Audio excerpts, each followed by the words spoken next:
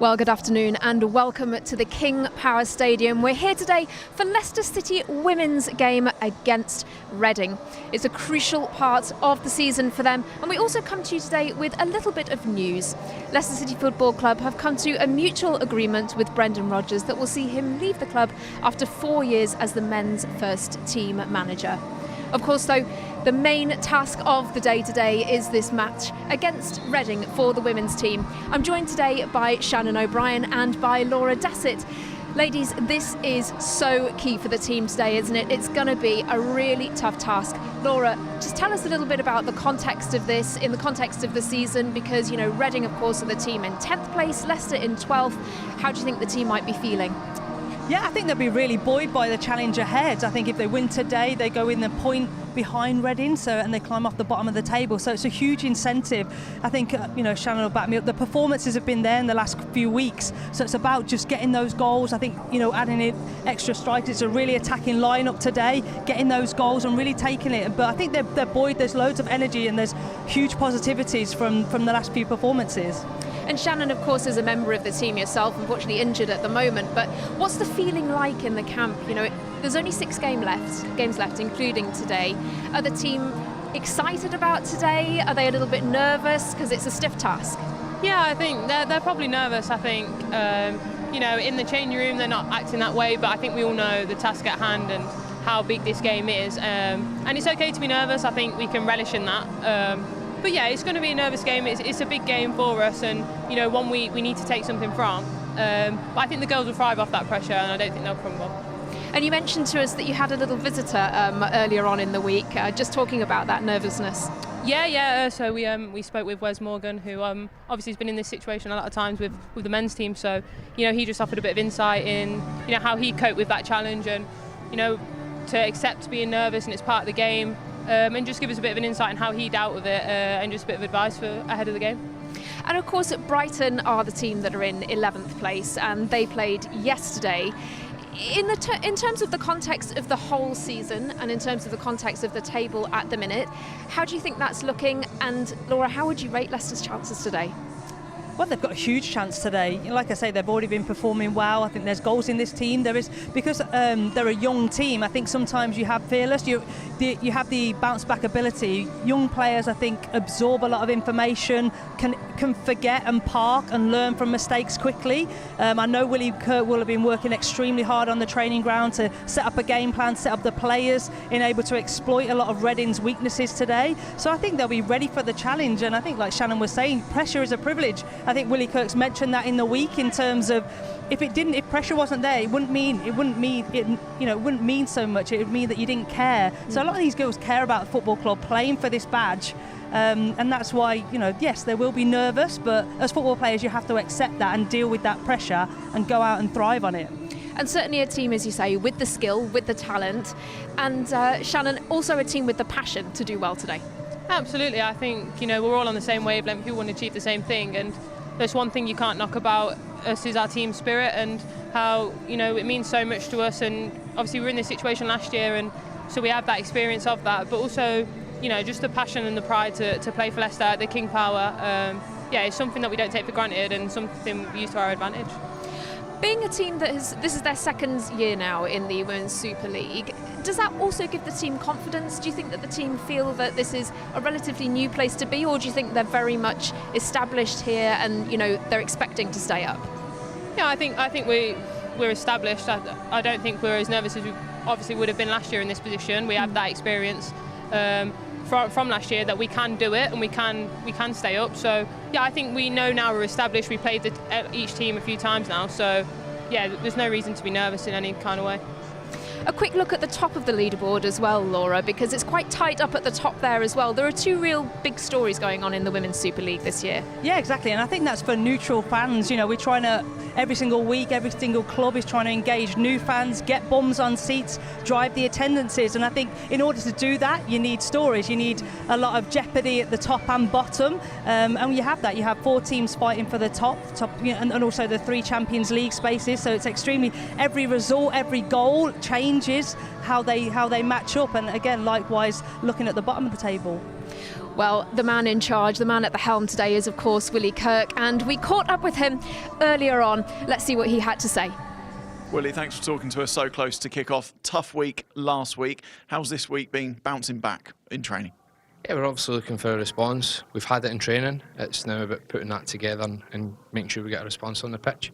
And of course, can't play down the importance of today. Of course, Reading in that same battle as you. What is the message to the players today? Yeah, of course. I mean, there's no point in us trying to hide away from that. You know, there is pressure, and we are hoping to use that pressure as a way to invigorate us and inspire us and take us on to the level that we need to be at. And we've seen Reading probably typified them last week, 2-0 down against Brighton, came back to 2 each, and you know they've got a lot of battle about them. So that's the bare minimum that we need to bring to the game, and we hope that our quality will be enough to get us the points. You never want to be in this position, but these are the moments that, as anyone involved in football, you're living for to get that success at the end of it. Yeah, of course. You know, when we get through this, the players will be all the better for it. They'll be in a better place. They've shown resilience last season. We've had to go through this, you know, similar circumstances this year, and I've every confidence that they'll come through it again this year and next year. It will certainly give us a really strong platform to build on. How much of an advantage is playing at King Power Stadium?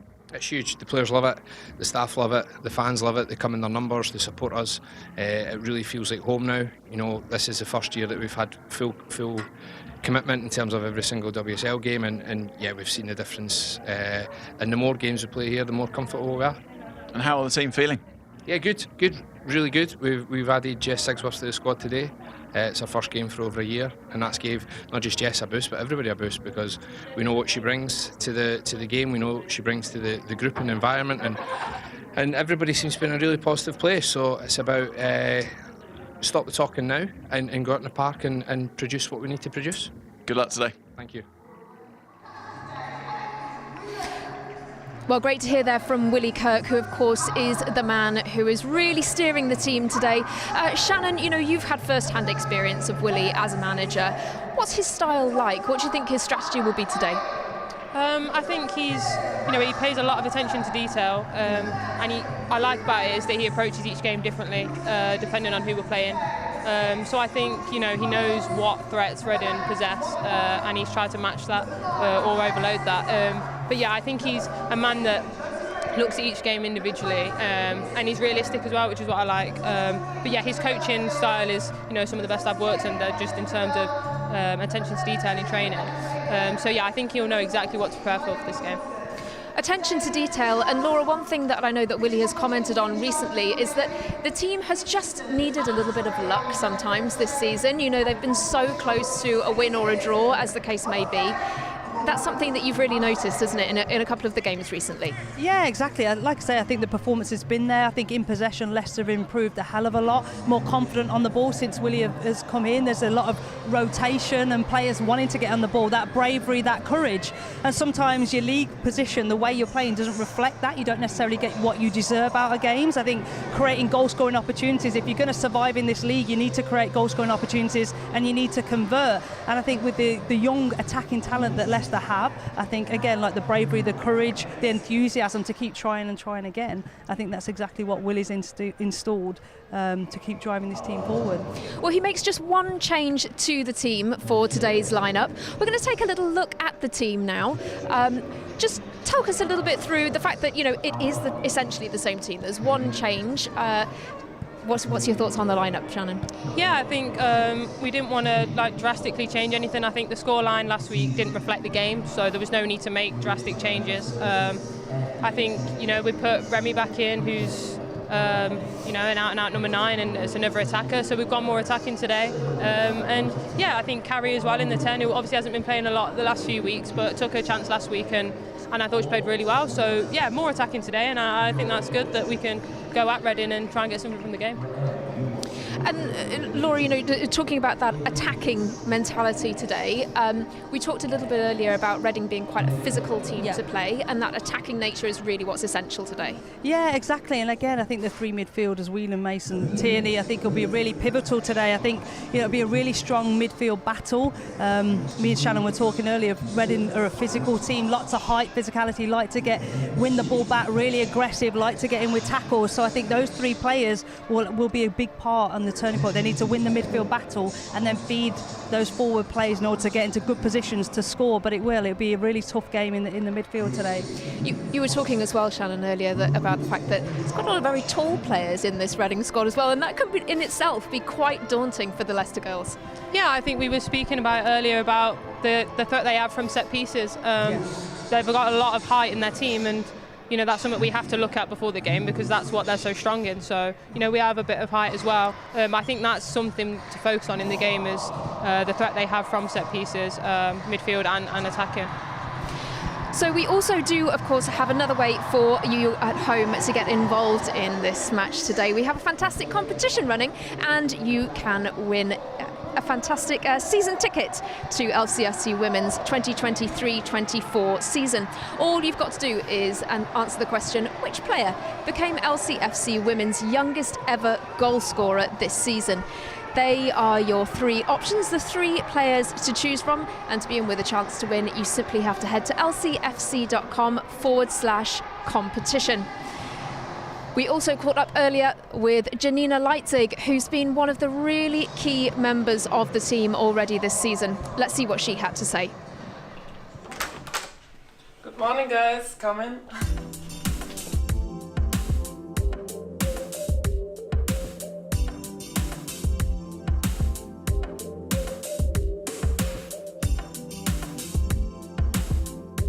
I have no morning routine, but today we are traveling to Tottenham, and so I'm going to pack my bag and go straight to training.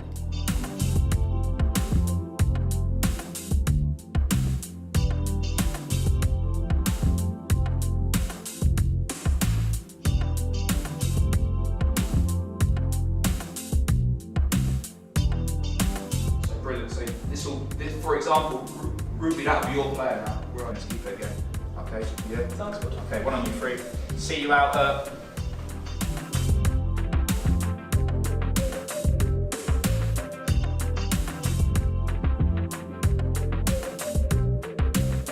We just had a meeting, and now we are doing prehab to prepare and getting out for training.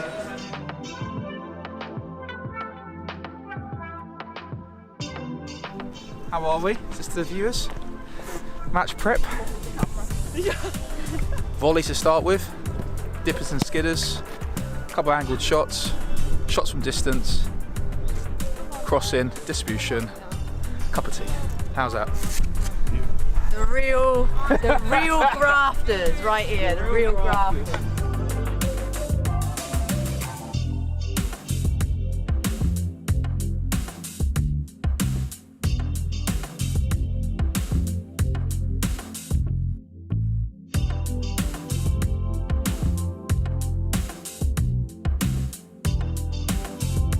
Training is over. It was a really good session. We feel comfortable for the match against Tottenham tomorrow. Let's go.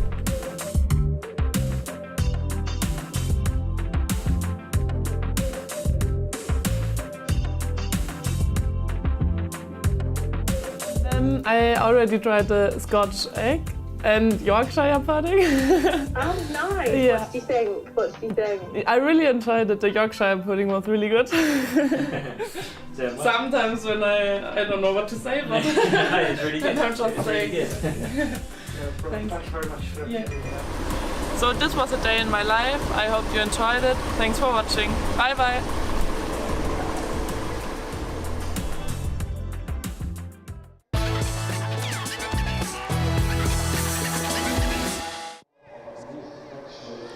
Well, that fairly new addition to the team, Janina Leitzig, has really made her mark already this season.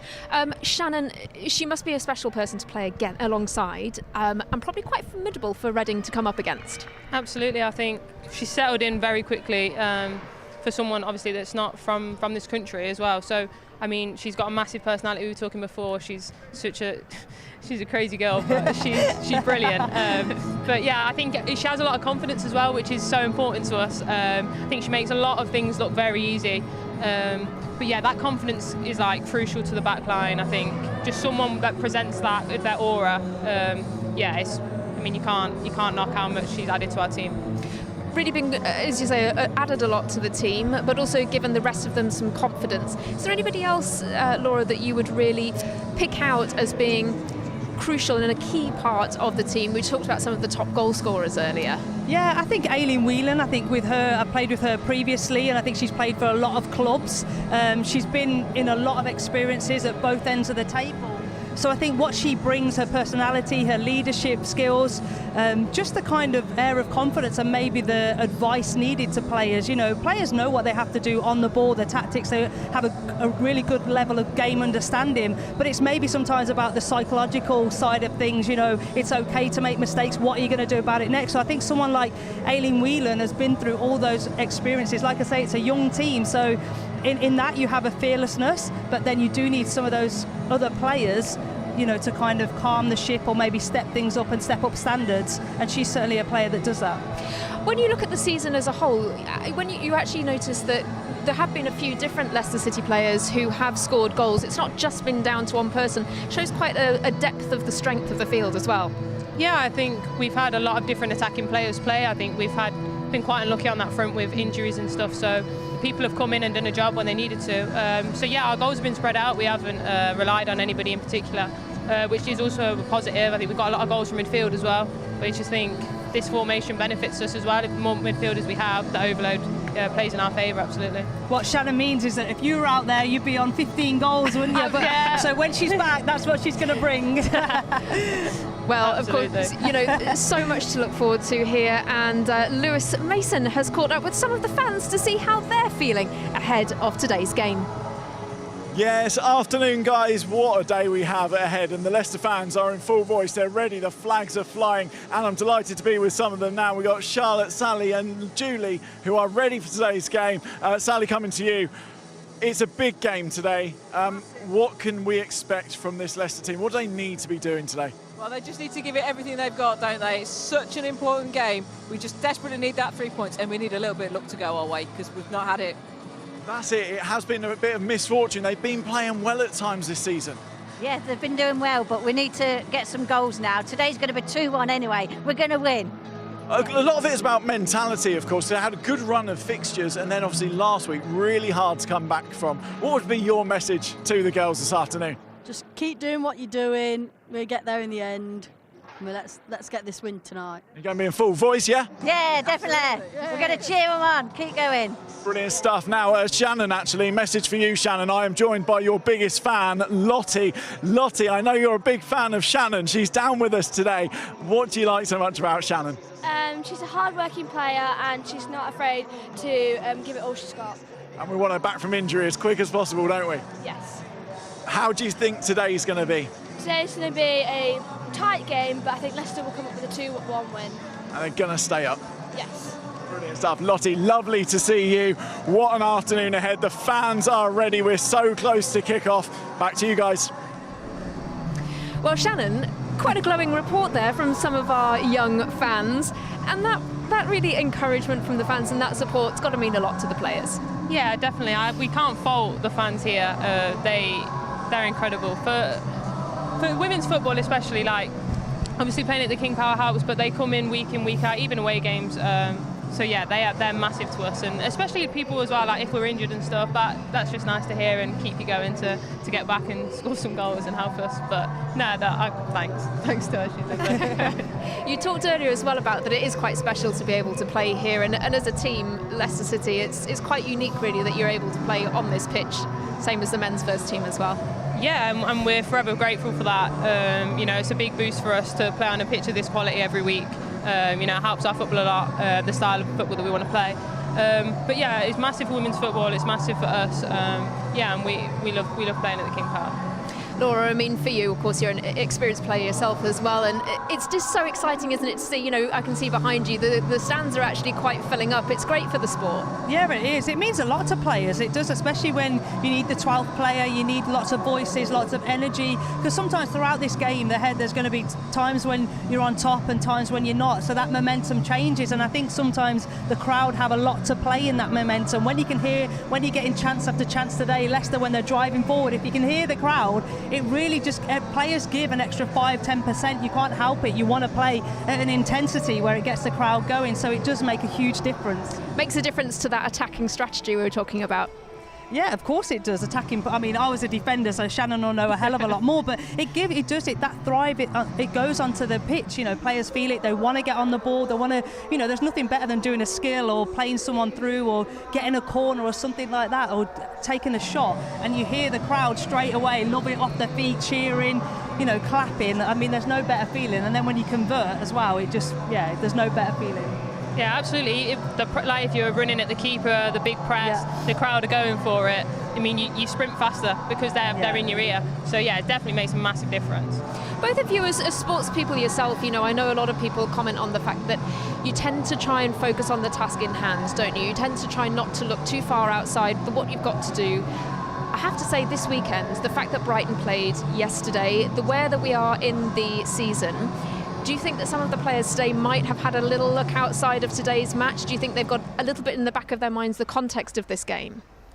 Yeah, I think it's hard to completely shut off every result in the league and focus on yourself. And I think we come out and we say, you know, you have to focus on yourself, and that is 100% the forefront of it. But you, of course, look at other results as well, and it doesn't change the way you play, it doesn't change your approach to the game. It's just something in the back of your mind that you have to be aware of. But no, the full focus is on your own game and your own performance, because that's all you can affect. But of course, you have to have a look at and see what everybody else is doing. Absolutely.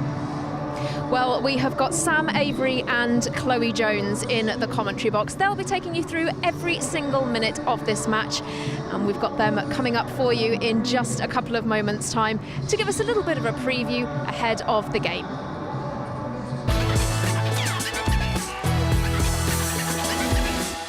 Because memories never fade, no matter how long. We'll still remember the moments of excitement and the impressions of Thailand.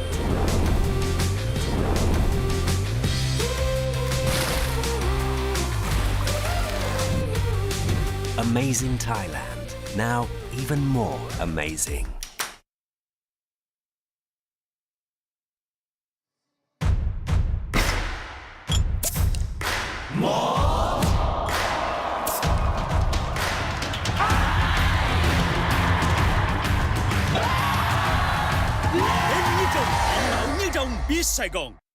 Lamiet is the belief that perfection lies within the details, where the finest ingredients deserve the finest craftsmanship.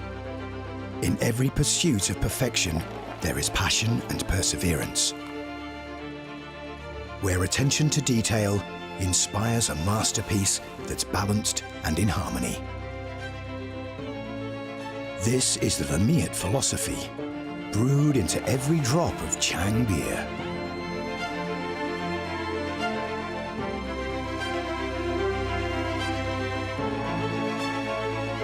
This is the taste of Thai perfection. Chang beer. We brew friendship.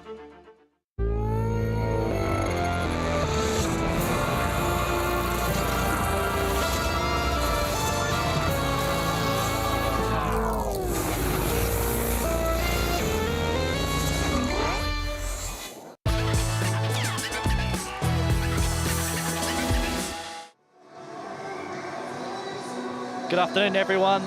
They don't get much bigger than this. A huge game in the battle against relegation as Leicester City face Reading. And today presents a massive opportunity for the Foxes to pick up 3 crucial points as they face a Reading side with 1 win from their last 7 league games.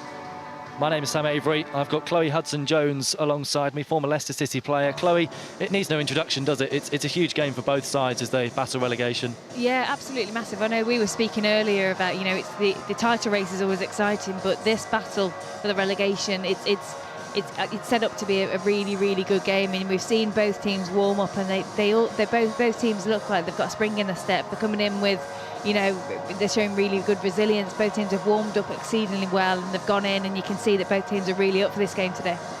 And Leicester City will be trying to turn around their fortunes. 4 league games without a win, having not scored in any of their last 3, but 2 clean sheets from the last 3 home league games, and it's their home form which has carried them a little bit this season at times.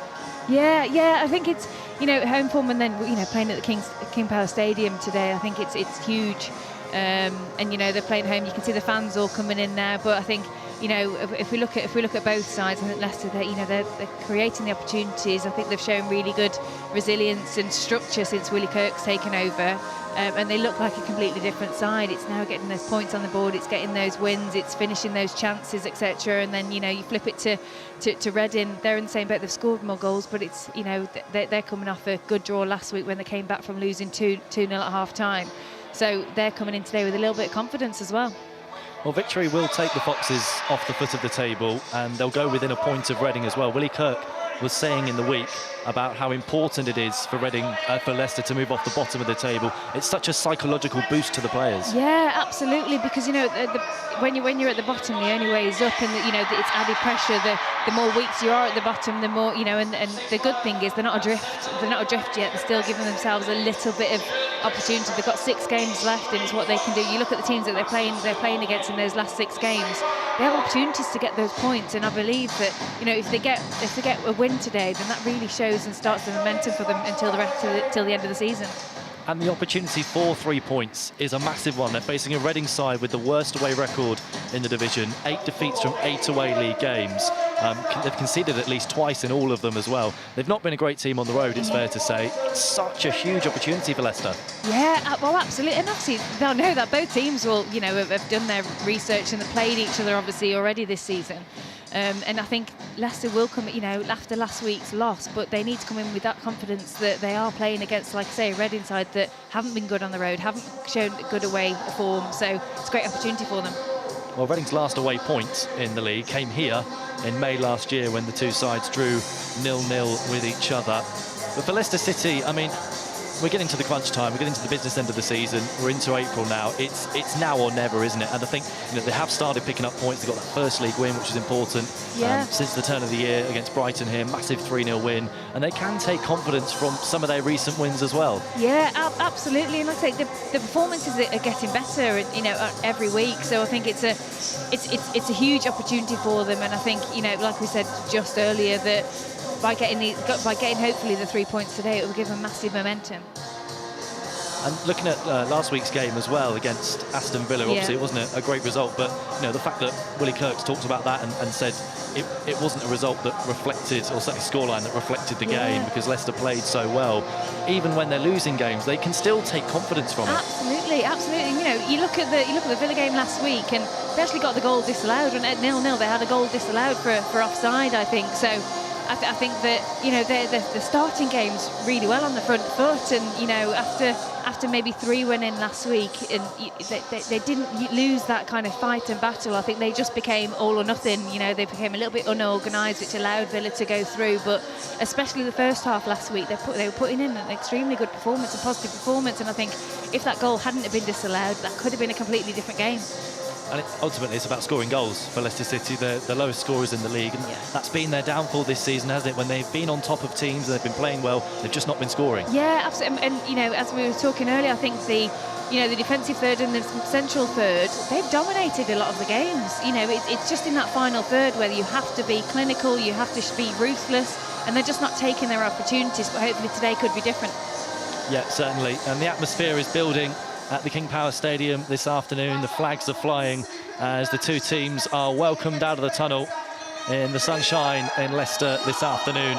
Leicester City against Reading, a massive game and a third meeting between these sides this season. Leicester narrowly lost the reverse fixture at the Medeski Stadium. 2 late Reading goals from Rachel Rowe snatched the points away from the Foxes that afternoon, and they met in the FA Cup a couple of months back as well. Reading winning that one on penalties. It's always a really tight game when these two sides face each other. For Leicester City, one change from the side that lost against Aston Villa last weekend as Remy Simpson comes in for Josie Green, who drops to the bench. They are boosted by the return of Jess Sigsworth amongst the substitutes. She hasn't played since February last year, while Sophie Howard is part of the back line and comes up against one of her former clubs this afternoon.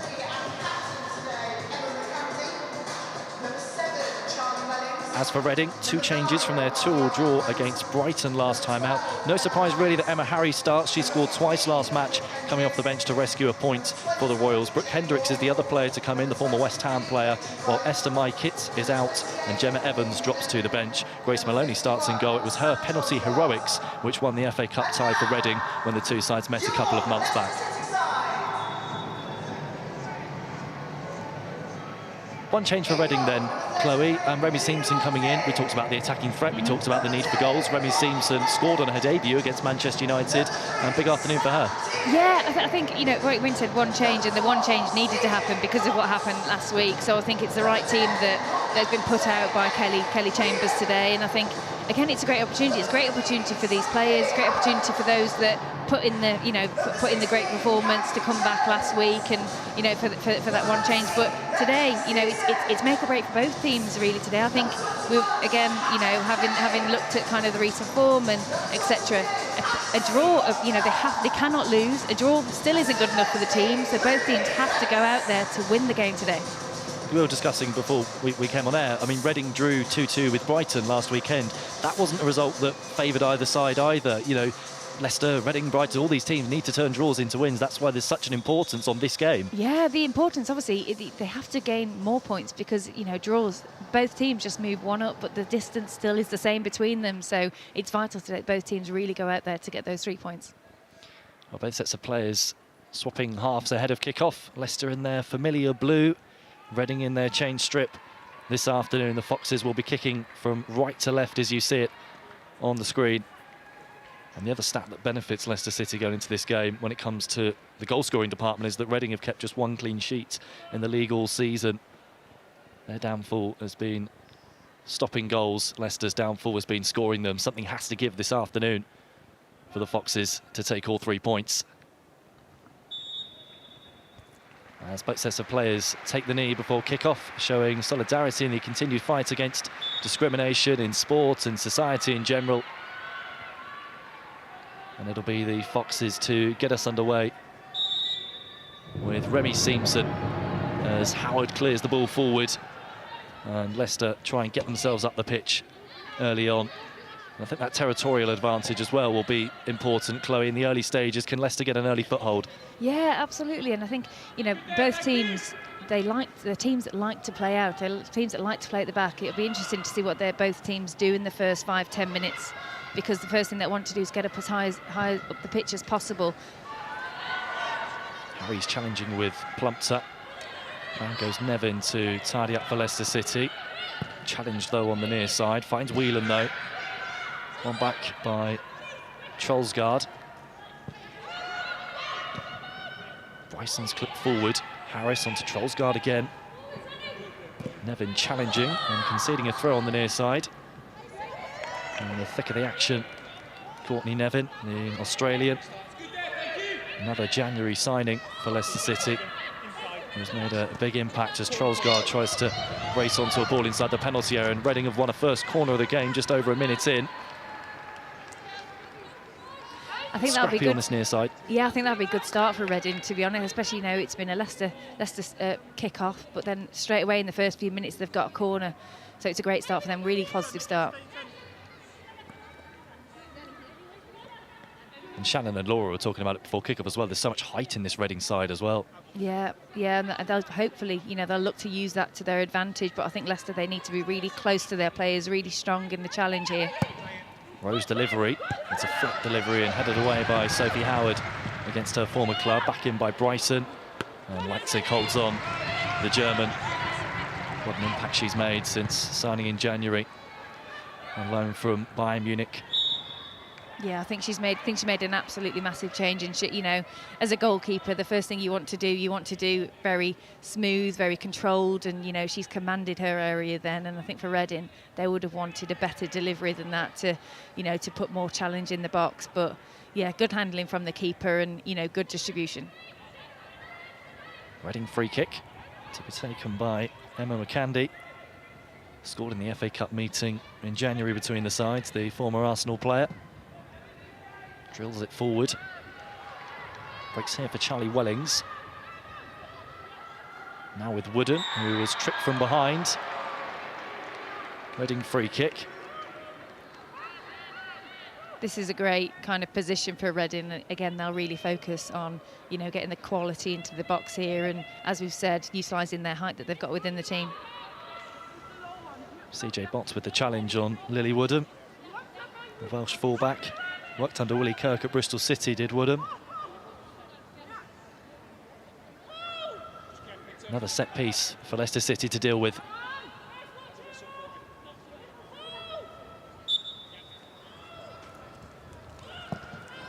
The flat delivery headed away this time by Ruby Mace. Picked up by Bryson. And there's a head injury here. A block on Bryson's ball from Kerry Jones, who's down. And there was instant reaction from the players to signal that physio's on the pitch. As she caught the ball square in the face. That looked a really tough one for Kerry Jones. Yeah, they'll have to follow the protocol here. They'll have to do the relevant checks. It's good to see that obviously she's turned over, so, you know, hopefully she's okay. Yeah, had to really wear that one. Kerry Jones. Is a sickening strike into her face from the ball from Bryson. Good to see the players' reaction as well, instantly going over to make sure she's okay and quickly get the physios on the pitch and the medical team, because when you talk about the concussion protocols, that speed of getting the physios on the pitch and checking the player quickly can be a massive difference. It's good to see Jones back up on her feet now. Yeah, absolutely. It's absolutely key. And like you say, the way that the players reacted, the game instantly stopped, which is absolute priority. And this has been a stop-start game so far, hasn't it? It's not really settled, but I suppose with the nerves and how big the game is, we probably expected that. Yeah, I think, you know, obviously both teams coming out here, they're feeling the pressure. There'll be a lot of nervousness because, you know, one mistake, it could be fatal for either side. So I think, yeah, it does feel like a little bit of a cagey, cautious start, doesn't it?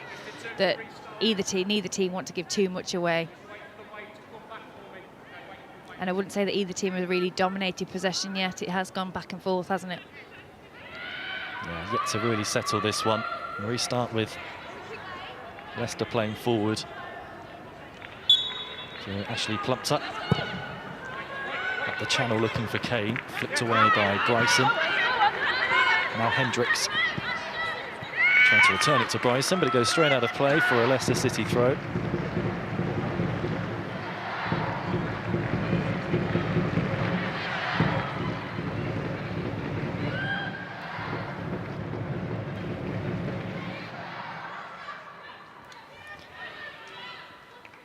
Another Leicester throw, slowly but surely making their way up the left channel.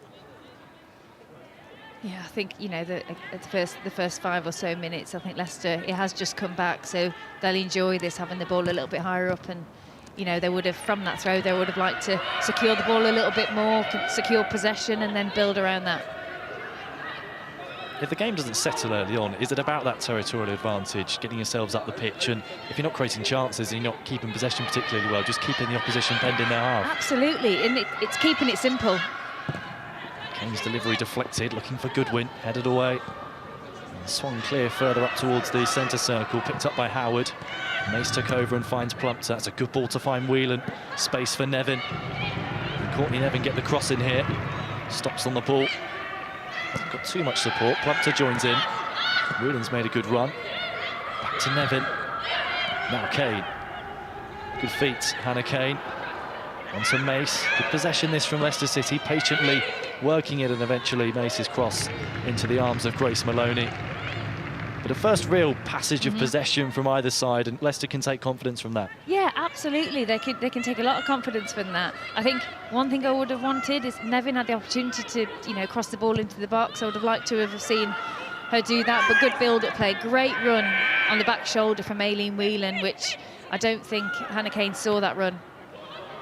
Candy's clearance goes up into the air, cleared by Woodham, picked up by Kane from Tierney's pass. Tierney again. Now Bott, tracked by Wellings. As Jones recycles it to Mace. Manchester City loanee back into Jones again, trying to poke it forward towards Simpson. Covering was Wellings. It's another Leicester City throw, keeping the pressure up. The Foxes. It's been a good last couple of minutes from Willie Kirk's side as they go in search of an opening goal in this crucial relegation six-pointer. Yeah, they'll take a lot of confidence from that in the last couple of minutes. Leicester, I think, it's exactly what they needed to settle themselves into the game. And you know, it's the first time that they've spent a long period of time in the Reading half. And this is header.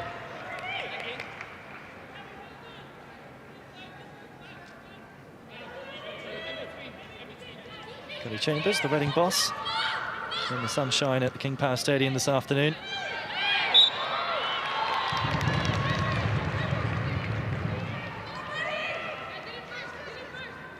I think already you can already tell that it's a complete, really competitive game, isn't it? Players haven't got a second on the ball before they're pressed, so you know it shows both teams have settled a little bit more. I think at the moment Leicester a little bit more on the top. Can they make the most of this set piece? Mace's delivery. It's a really good one as well. Headed downwards and cleared by McCandy. Picked up by Nevin. Now with Kane. Strikes at goal. It's deflected over off of Jade Moore. Leicester City corner. Decent strike from Hannah Kane. Needed a touch to deflect it off target from Jade Moore. Yeah, initially it was a great free kick, wasn't it? Really deep free kick, and you know, I think Leicester, because Reading have got the height advantage, if they didn't win the first one, they were ready to pick up the second. And great move, and you know, good decision for Hannah Kane to be positive and to get the shot off. And now they've got obviously the corner. Kane will take the corner too.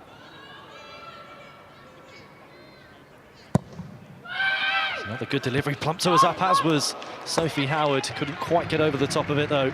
Sails over Maloney's crossbar and over. Former Reading player yet to score this season, Sophie Howard. Wasn't a million miles away.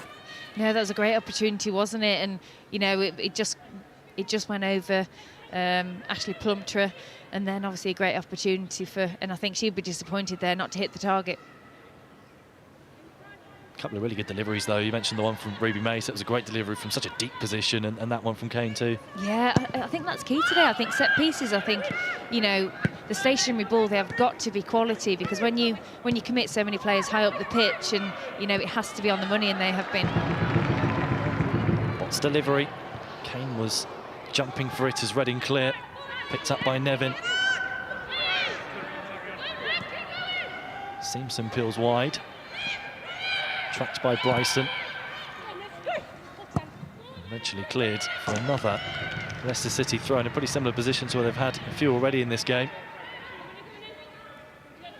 Courtney Nevin's been busy. Yeah, she has, and you know, she gets in some great positions. I think for Leicester it's keep doing what they're doing, and I think for Reading, I think as soon as they get the opportunity to clear the ball and get it into the Leicester City half, they will. Plenty of blue shirts to pick out here for Courtney Nevin. Plenty of movement as well. Into Tierney, who turns, but ball ricochets towards Wellings, and now Reading can try and counter. And goes Howard. And with Trollsgaard on her shoulder, goes safety first, back to Leipzig.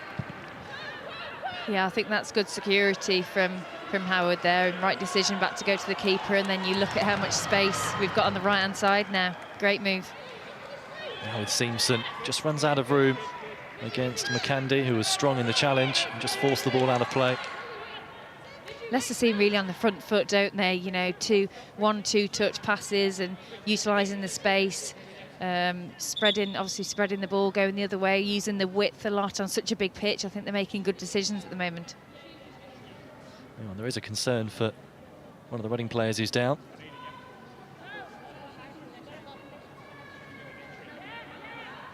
Looks like a possible cramp because of the way her legs are outstretched up into the air. Seems very early in the game to pick up cramp. Yeah, it's quite early on as well, isn't it? So, yeah, I wonder if physios are on, though, to support her.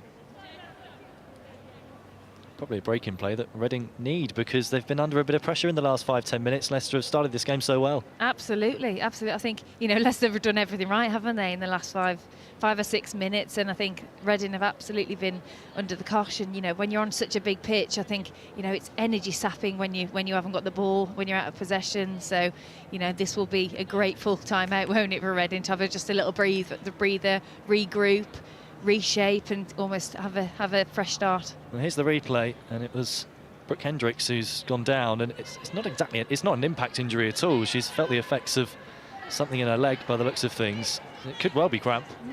Yeah, it looks she looks like okay it. to continue. Yeah, she looks okay. She looks like she's getting ready to come back on as soon as the ball comes back in play.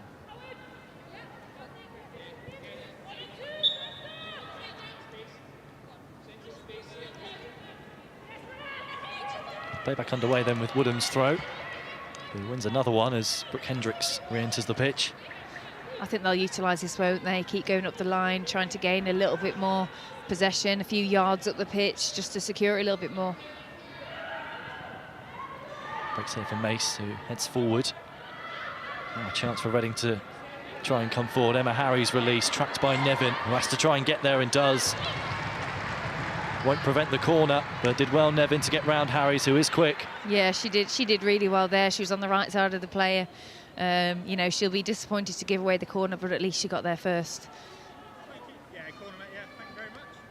Really interesting foot race, and that could be a theme in this game as well. Harries is quick on the counter-attack, and if Reading are to soak up a bit of Leicester City pressure, they've got to make sure they're not exposed to any counter-attack that Reading throw at them. Absolutely, absolutely. It's all about being secure at the back, and both teams, you know, they've conceded many goals this season, so I think the priority of them will be to be secured at the back even when they're attacking. McCandy's delivery, it's another good ball. Found its way to the far post, and there was Whelan to clear. Yeah, that was a really, really good corner. And I think Reading will be disappointed that they didn't have anyone attacking that ball then. It was a great delivery and it went all the way through. Especially with their height, you'd expect someone to get on the end of that, wouldn't you? Yeah, if you're McCandy, you're really disappointed, having put in an excellent ball, that no one's on the end of it. Absolutely, absolutely. As Whelan wins a free kick for Leicester City, chance for them to relieve a little bit of pressure from that recent set piece. Taken quickly, forward into Mace. And all the way back to Janina Leitzig. Under pressure from Trollsgaard. Has to clip it out of play. Again, safety first from Leitzig, who puts her hand up in apologetic fashion, but to just get rid of the danger in the end. Here's Trollsgaard. Handball appeals waved away. I think that's what we were talking about earlier, about both teams like to play out, but it's where and when, and I think that was an opportunity at the free kick to clear their lines, to get up the pitch, to drive, you know, to move up the pitch as a team, and, you know, they're trying to do the right things. It's just where and when, isn't it?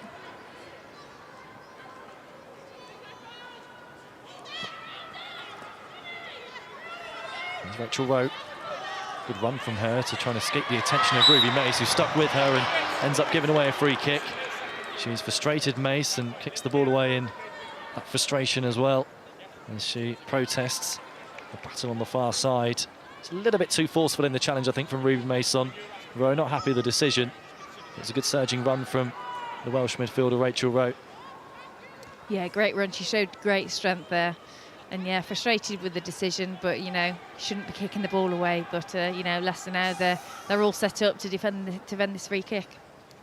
I'm sure there's that added frustration as well, because I'm sure these Leicester players would have been told not to concede set pieces and free kicks in and around the penalty area. Yeah, to be honest, it's probably more frustration with herself, because that's one thing that you always need to prevent. Rowe's delivery, very deep. Free header far post, and a great save from Leitzig. Keeping out Charlie Wellings, who was free with a header. And it's a really good reaction stop from Janina Leitzig. Yeah, super save, great reactions, and, you know, that's the danger, isn't it? When you're playing against a taller side, a more aggressive side aerially, then your goalkeeper's got to be obviously ready for it. But then, you know, as defenders, you have to know where your players are at all times, and, you know, the Reading player got a little bit of space and, you know, got the ball on target. But yeah, great save. Important first save for Leitzig as well. There have been games this season where she's been very busy, but hasn't been so far this afternoon. Managed to deal with the first effort on goal from Reading. We'll have another corner. Leitzig just about gets enough on it. Might have come off the head of Plumpter as well. That's another Reading corner. Yeah, just enough, just enough. You know, conceded another corner, but you know, did well. Wanted to come out, wanted to command the area, and she did well there.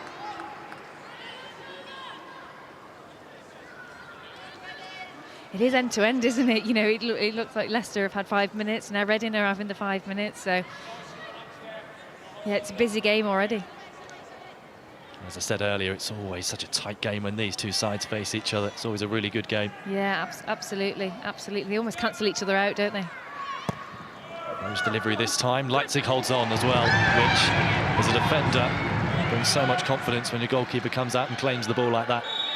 Yeah, and I think that's key. I think, you know, as a defensive line, if you've got a keeper that you know is going to come and command the area, is going to come and challenge for when you know, when the ball comes across, and it just makes you all feel a little bit more settled behind you. You've got confidence. You know, you can press, you can push up a little bit more, and that's great goalkeeping there and great handling.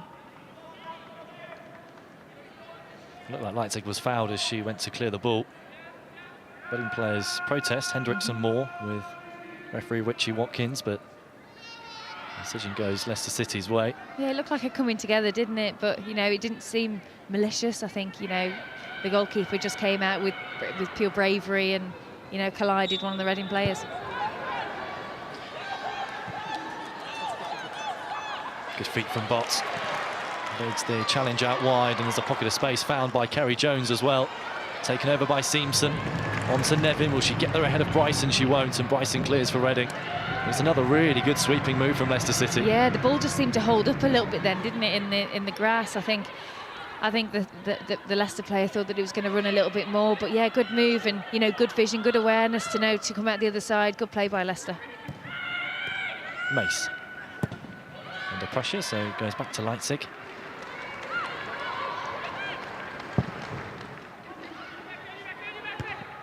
Nevin's cushion header inside to Whelan.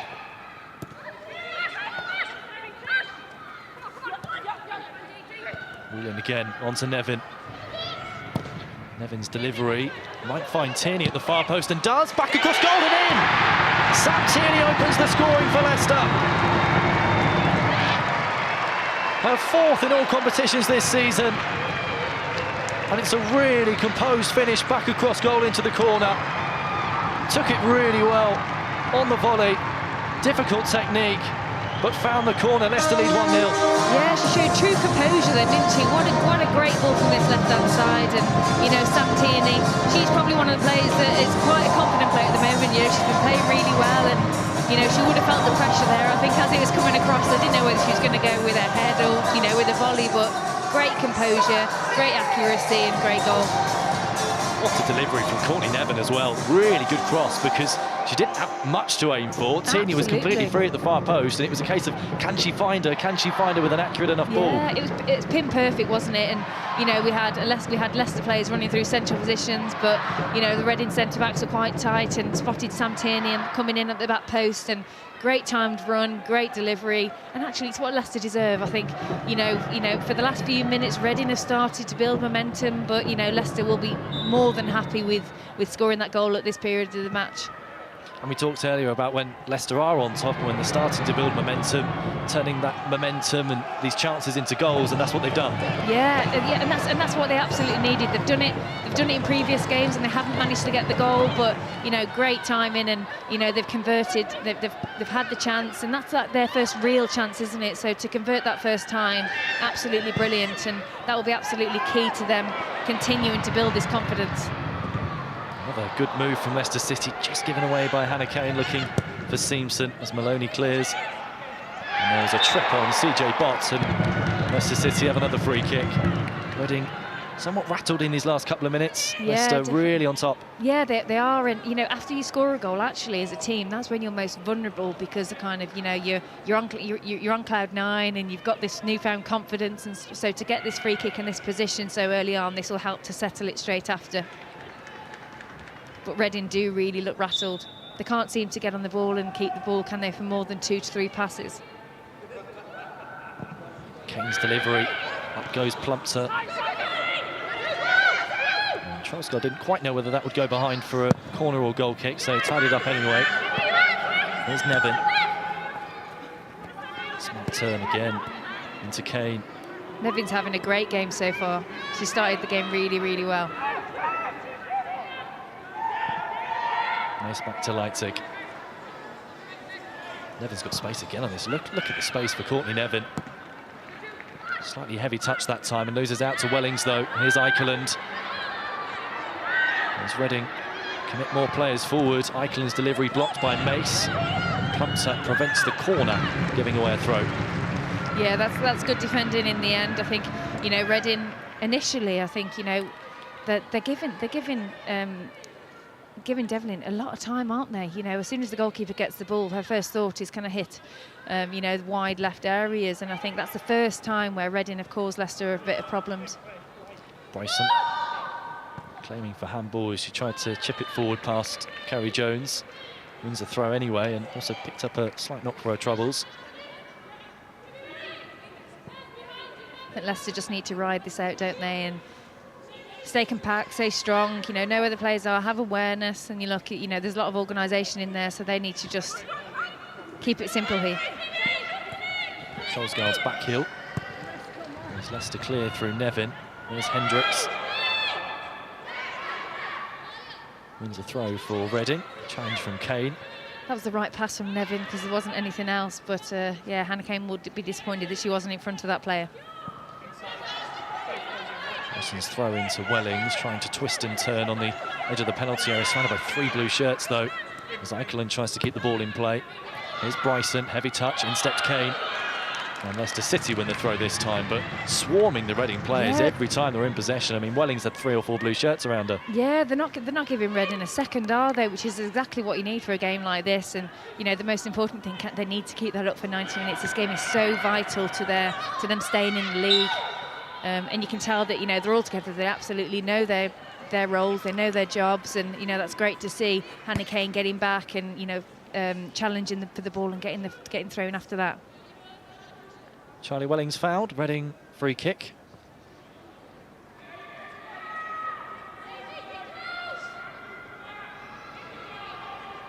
Kelly Chambers in conversation with her assistant.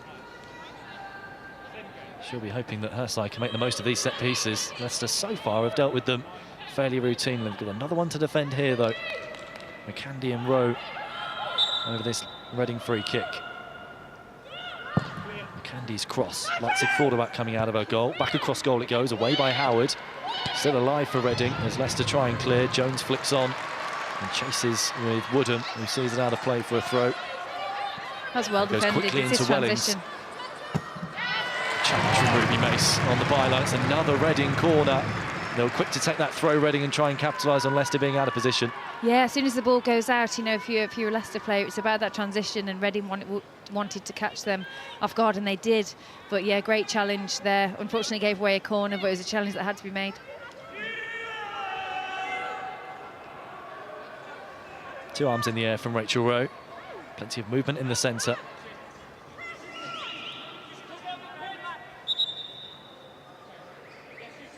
Referee Richie Watkins wants to address a couple of things. Bit of pushing and shoving going on inside the penalty area. Yeah, both a Leicester and a Reading player.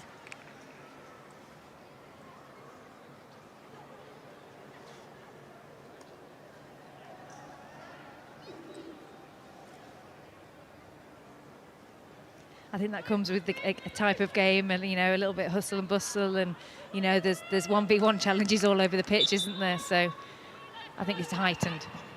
Rose delivery into the near post this time, and flicked just wide. It's another Reading corner. From our angle, I wasn't sure where that was going to go then, but I think it was wider than we thought. Flick on initially at the near post, looked to have maybe come off Plumpter, who was guarding the near upright of Leipzig's goal. Let's count of how many set pieces Reading have had already. It's got to be nearly 10. Yeah, absolutely, and they'll be disappointed, but Leicester are doing really well at defending these. McCandy's delivery again, and there's a trip inside the penalty area as a Reading player hits the floor. Leicester clear. Bryson round for the Royals, back to Maloney.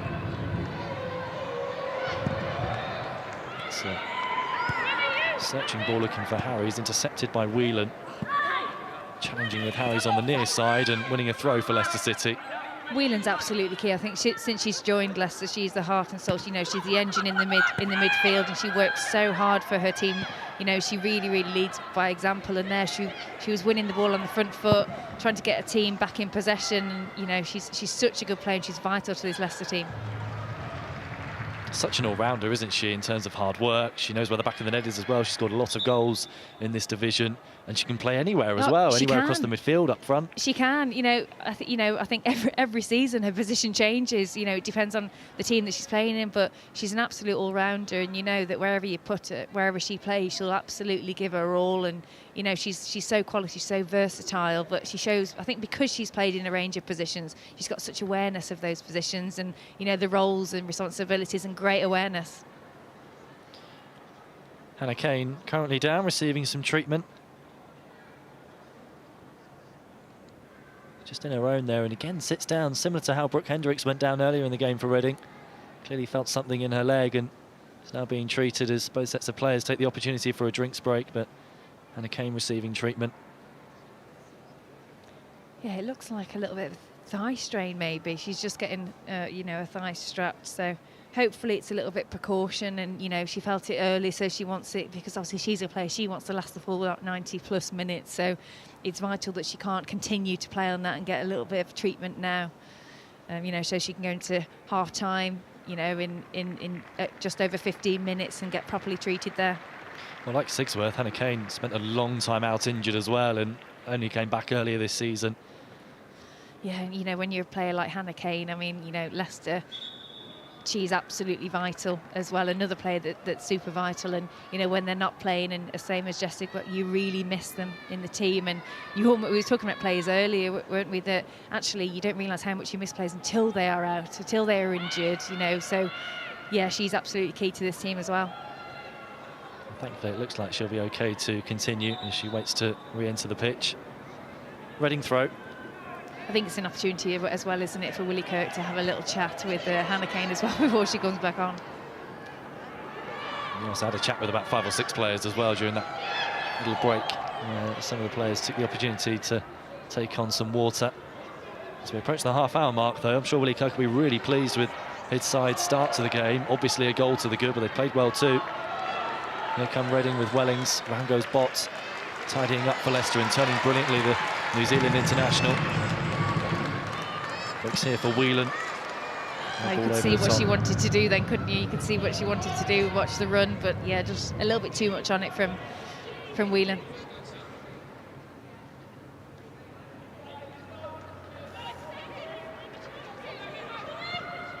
Woodham's flick for Reading, and some more. And takes over and drives forward. Good challenge from CJ Bottom. Might have won the throw. Yeah, they've put some strong challenges in, haven't they? But they've made really good decisions out of possession, Leicester. They've timed the challenges really well. They've stepped in front. They've intercepted really well.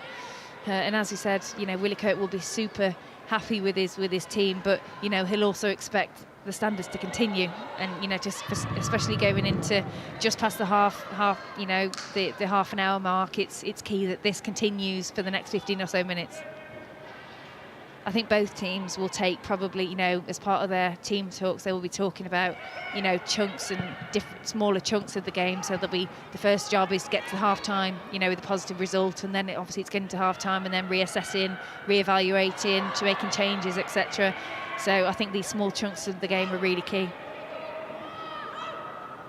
The match seems to have got really scrappy again. Just a couple of throws on that far side and some important challenges from Bott, and just then on Jade Moore. As Reading win another throw. This scrappy period of the game probably benefits Leicester City. They can get a little bit of respite from this, rather than the free-flowing, swift football that they were playing in the build-up to their goal and a couple of chances. But they're coming forward again here. Wonderful feat from Kerry Jones. Tries to find Hannah Kane. It's well cut out by Hendricks as Reading clear. Here's Plumpter.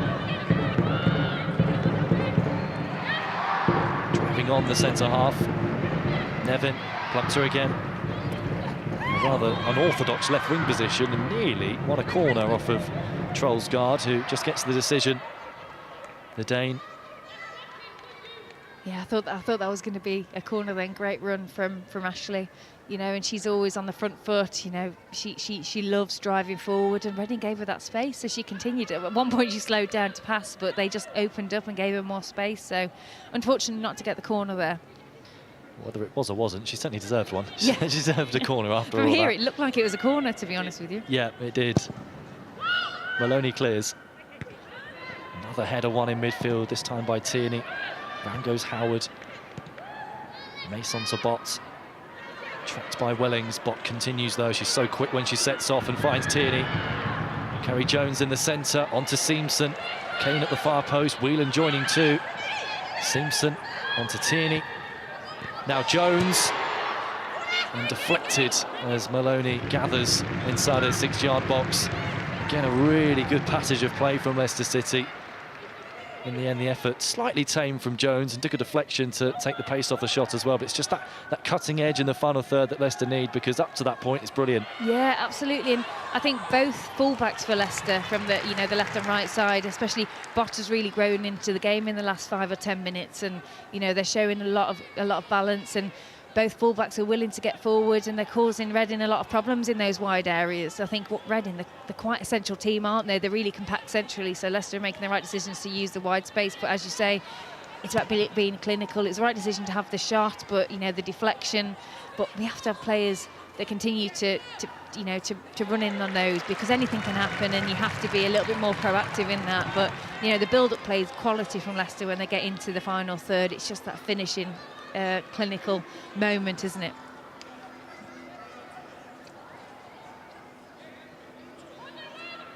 I think Leicester are doing the right thing here, aren't they? Trying to slow the game down when the ball goes out to play. They're not in any rush. They're thinking, let's get to half-time as quickly as possible. And whereas Reading are absolutely the opposite. As soon as the ball goes out, they want to get the ball back in play, don't they? You can see the difference in the teams, and I think good game management from Leicester.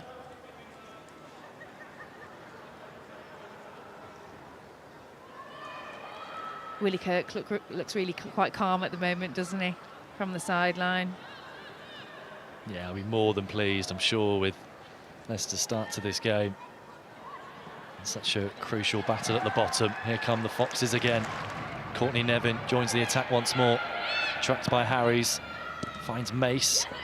Now with Whelan. Can she get the crossing from a tight tangle? It's a good challenge.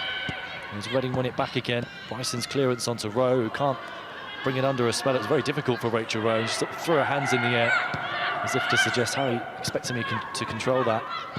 As Whelan tries to find Nevin. Back to Whelan again.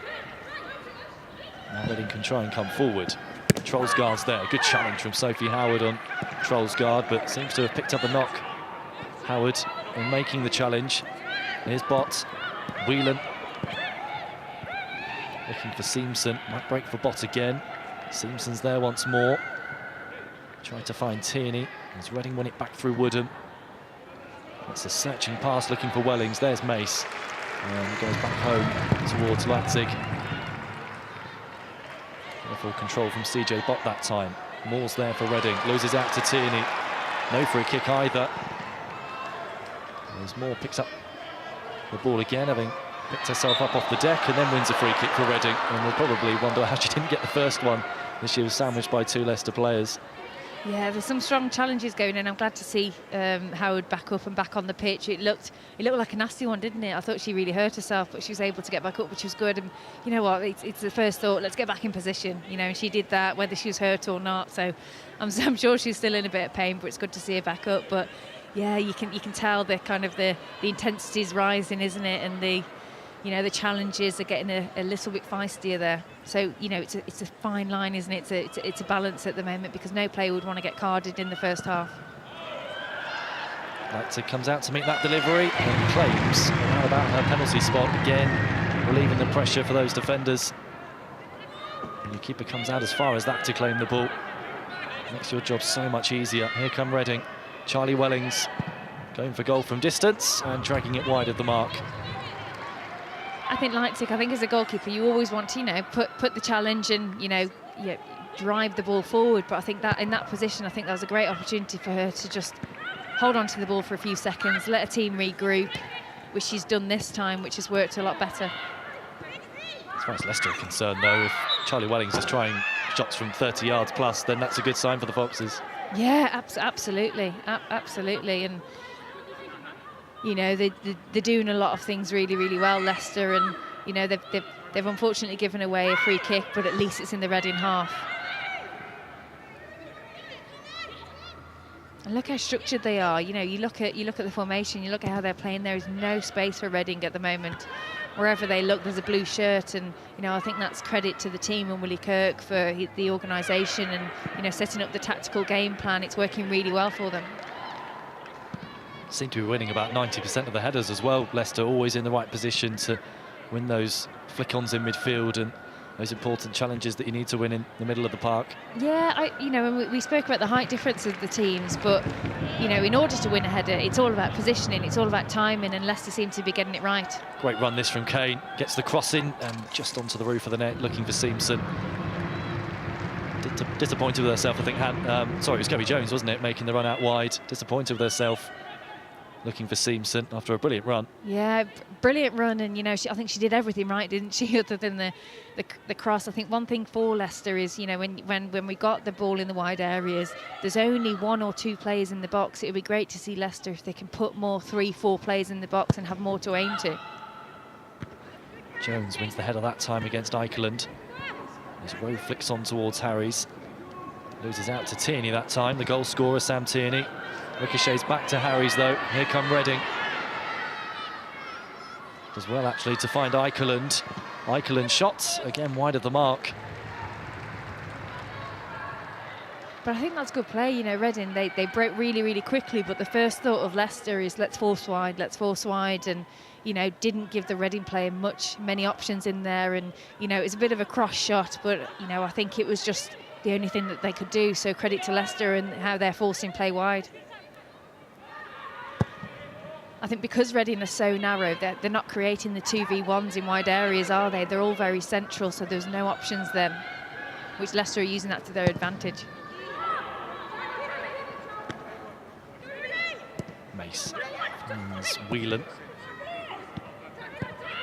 Eikeland onto Rowe. It's very compact in the midfield, and Whelan's the next player to win the ball back for Leicester. Eikeland takes over. There's Mace. Now Tierney.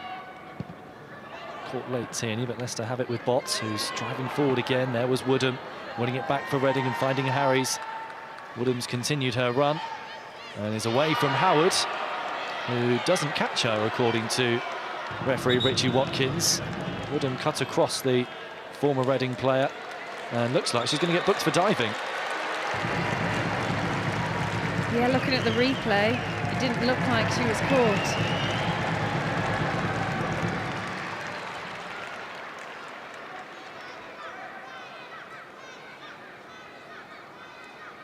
I suppose you have to give the referee credit, I think, when he books someone for simulation, because it's a very difficult thing to do, especially if you get it wrong. It's quite embarrassing. Absolutely, and you know, it could have gone either way then, couldn't it? But you know, the referee was in the right position, had good visibility of what was going on. But yeah, absolute credit to the referee, because you don't want to see that in the game. And you know, I think a yellow card is the right thing to do, because we don't want that coming into the game.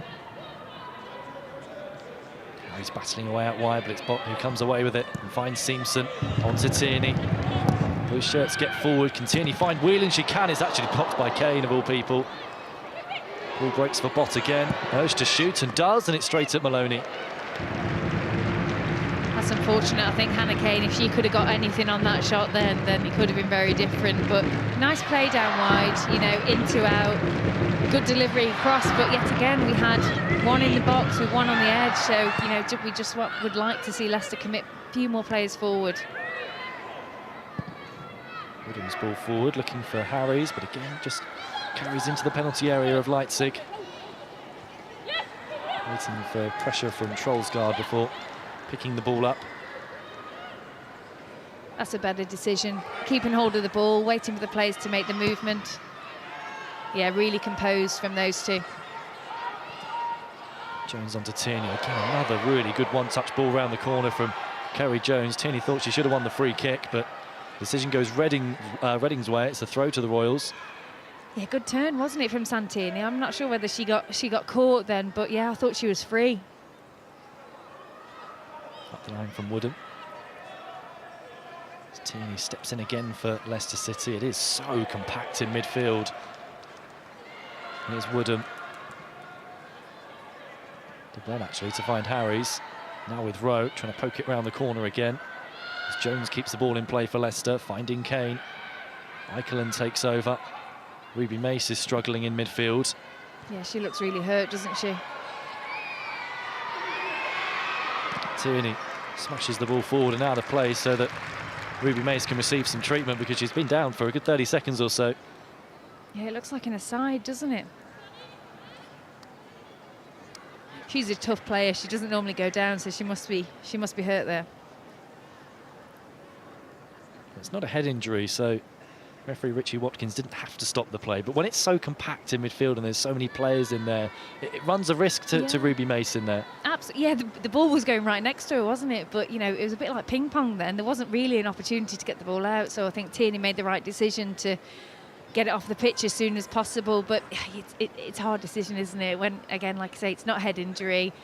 If Reading have got the ball, obviously they're going to try and go forward with it. But, yeah, it's good to see that she's up now, and, you know, she's still holding her side, so I think it is hurting her. But she looks all right. Hopefully she'll continue here and get back on. Looking at Leicester City defensively as well, we mentioned earlier how they've been set up well. There's no space for Reading. And I think sometimes that's difficult against this Reading side because they play a lot of players in somewhat unorthodox positions. I mean, you look at Eikeland, who's in midfield, was signed as a striker. Rowe was naturally in midfield and now plays up front for them. There's a lot of players who have swapped positions for Reading in the last couple of years, and then they drive for Eikeland can join the attack and Rowe can drop into midfield. They move about quite a lot, this Reading side. They're quite fluid, aren't they? I think the one player that is very kind of stationary and protects the defence is Jade Moore. She's always in that central defensive position. The challenge from Howard as Ruby Mace clips forward. Here's Howard.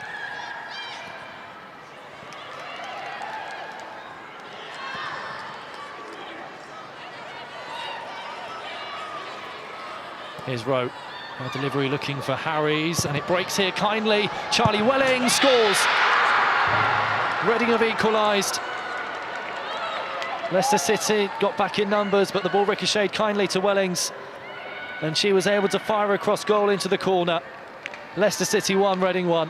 Yeah, I think the opportunity just before that, you know, it was a great block from Leicester, and then as soon as it dropped to Wellings, I think it was only going one place, wasn't it? It was only going in the back of the net, and that's a real shame for Leicester, because I think, you know, just before half-time, it's the perfect time to score for Reading, you know, to go into half-time like that. But, you know, Leicester, it's a shame that they just couldn't hold on those last couple of minutes, because they don't deserve to be going in 1-1. Leicester deserve to be going in, you know, being the team that are 1-up, and, you know, they'll be super disappointed with that. And I hope, you know, they're going to half-time with the confidence still, because actually the performance has been really positive from Leicester, and they need to take that forward.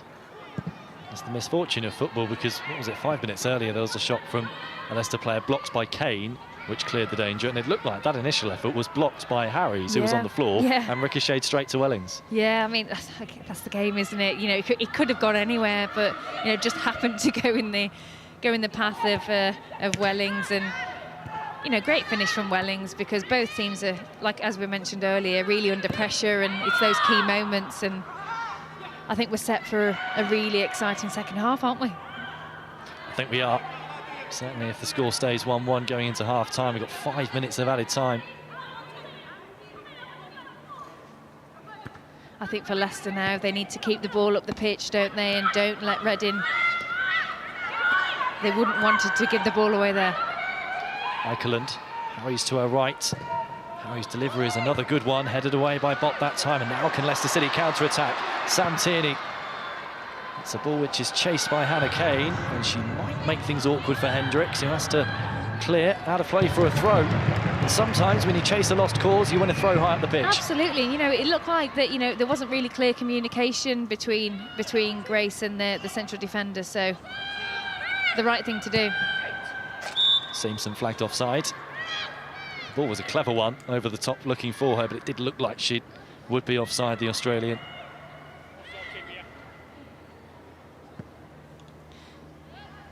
Yeah, I think we're talking about Reading scoring, you know, at that time. I think that would have been the perfect time, wouldn't it? But, you know, they've still got a few more minutes. So Leicester will want to win the aerial challenge here as quickly as, you know, as quickly as possible to get the ball to have one more chance potentially. Good response to Reading's equaliser, though, from Leicester City. When you think back to, when was it, October, when Leicester were 1-0 up there and Rachel Rowe scored twice in nearly as many minutes to turn it around for Reading. Yeah, definitely. You know, that's a sign of a good, resilient team that, you know, you have to be able to bounce back quickly because, you know, if you crumble in those moments, then, you know, within 5 minutes, there's 2 more that have gone in. So I think that's really, really key because there's a long time left of the game and there's plenty more opportunities for Leicester to get the goal back, and it looks like it's, well, let's continue what we're doing. The game plan's working, let's continue that. You know, we need to forget that blip, you know, not let it happen again and keep pushing forward, and that seems to be what they're doing. Tierney's flick on, there's Kane. As Harries plays back to the goalkeeper. Somewhat loose pass though, and chased here by Seamson, and Maloney just gets there. Might have been caught by Seamson, is holding her right shin. The Reading goalkeeper. It's certainly a challenge that Seamson had to make. Yeah, it's a good job. Grace Maloney was quite off her line, then, or she wouldn't have made that. But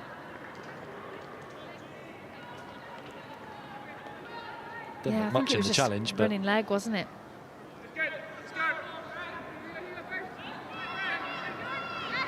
Every right to go for it, Romy Seamson. Reading free kick.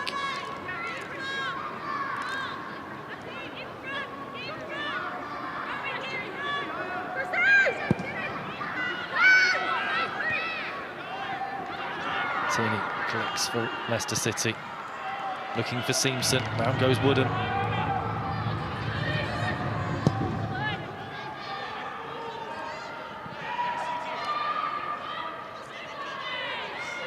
There's Rowe driving in field.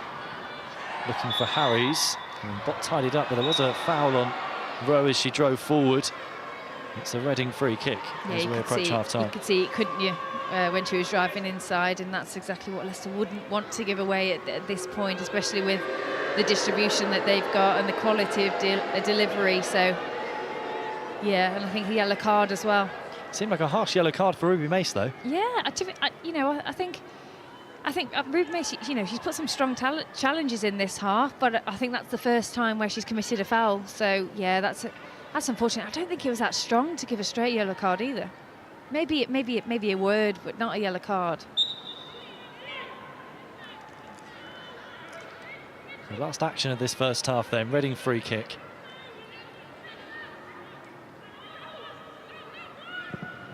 Candy's delivery. Up jumps Nevin.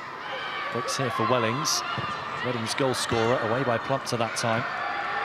James plays forward, and there goes the half-time whistle. A competitive half of football in this massive game towards the bottom of the Women's Super League. Leicester City 1, Reading 1. Sam Tierney's opening goal for Leicester City, well taken from Nevin's cross, volleyed back across goal into the corner. Charlie Wellings cancelling out the opener with a tidy finish of her own into the far corner.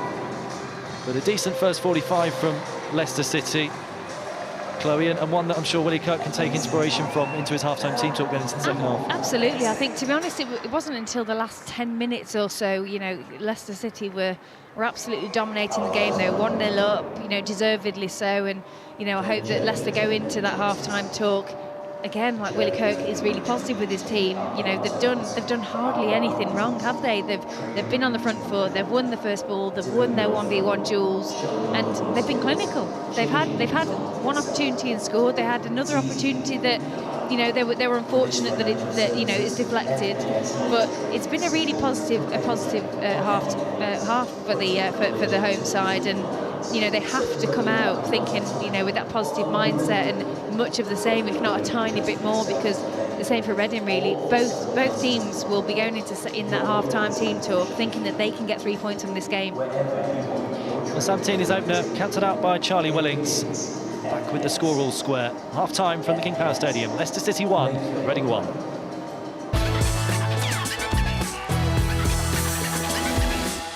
Because memories never fade, no matter how long.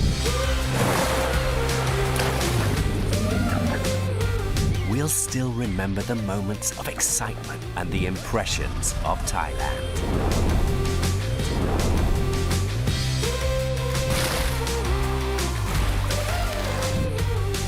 Amazing Thailand, now even more amazing.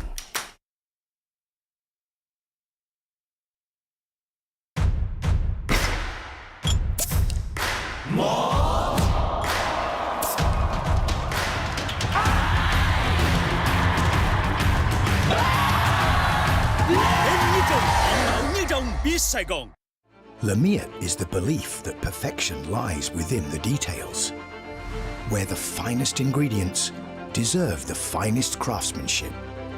In every pursuit of perfection, there is passion and perseverance, where attention to detail inspires a masterpiece that's balanced and in harmony. This is the Lamiet philosophy, brewed into every drop of Chang beer.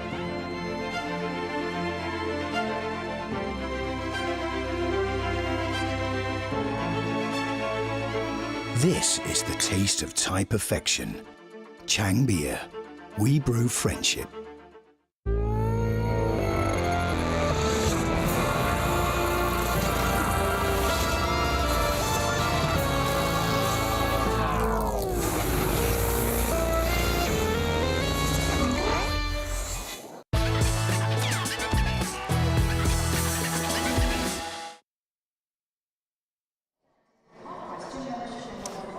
Well, we come out of the first half of the match with a score of 1-1, with just a last-minute goal from Reading taking them to the equal score.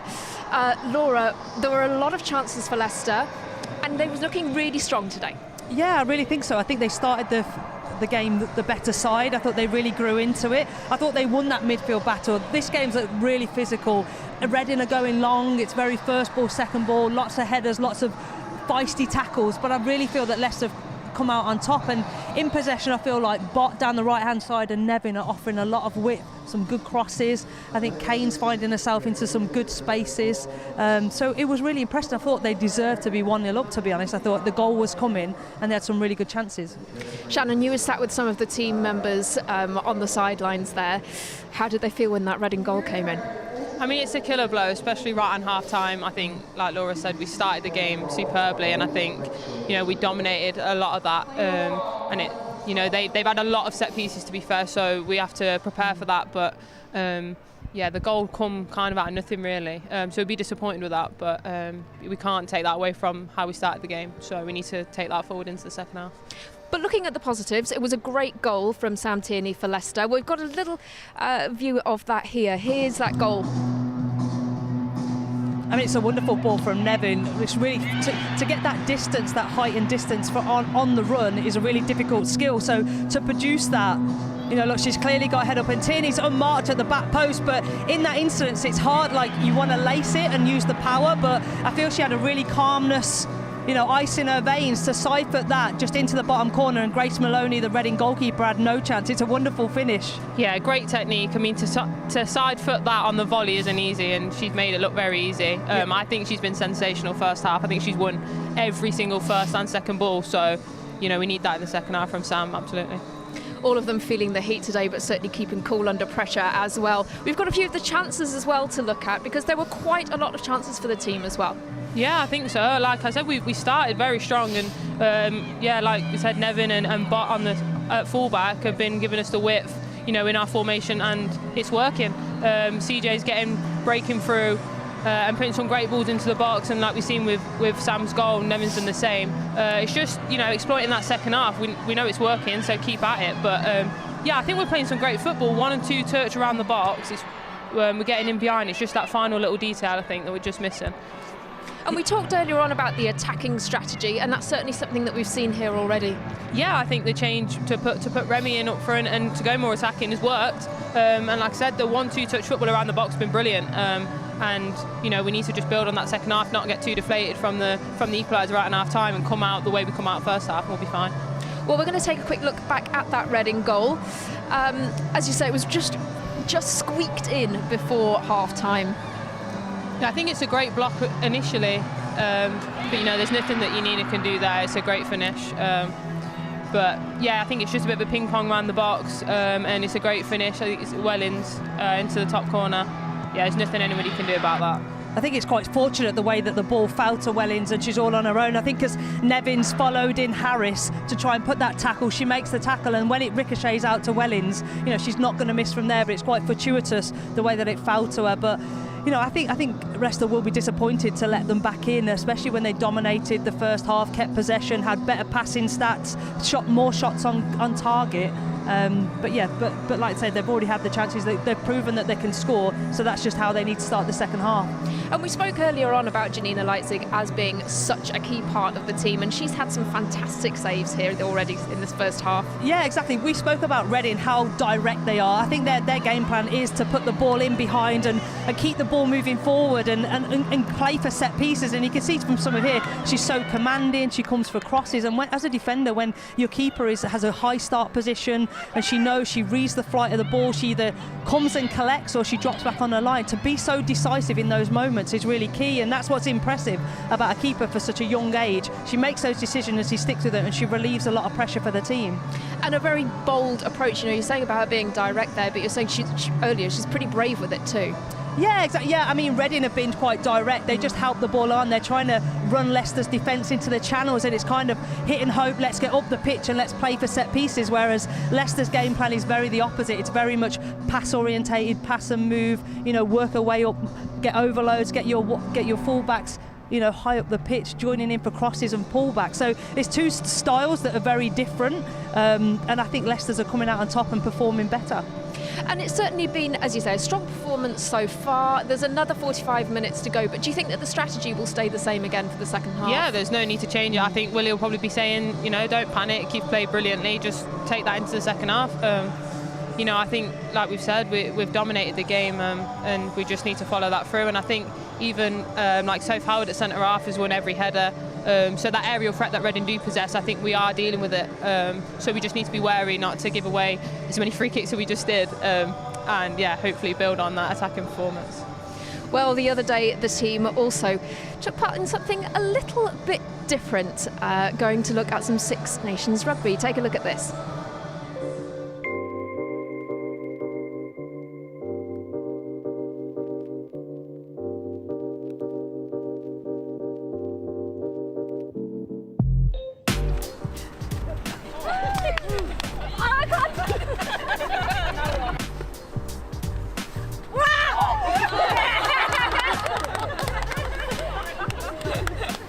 So it came down to the Leicester Tigers Stadium.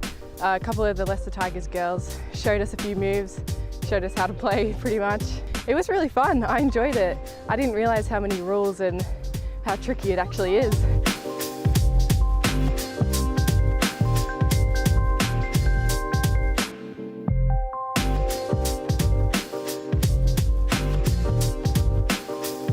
So we're down at Matty Elliott's Welford Road. I think there's 7 or 8 of us from Tigers, and the Leicester City football girls have joined us as well. We've just been doing some challenges, so coaching them how to kick, lifting line outs, pass the ball. So my speciality is kind of like the line out stuff, so lifting people in the air, lifting heavy stuff. So we lifted some of the football girls and taught them how to lift as well. No, they were actually really good. So they've obviously got really good mobility, so they got into the air really well. I'm going to give them an 8 out of 10. They did a good job.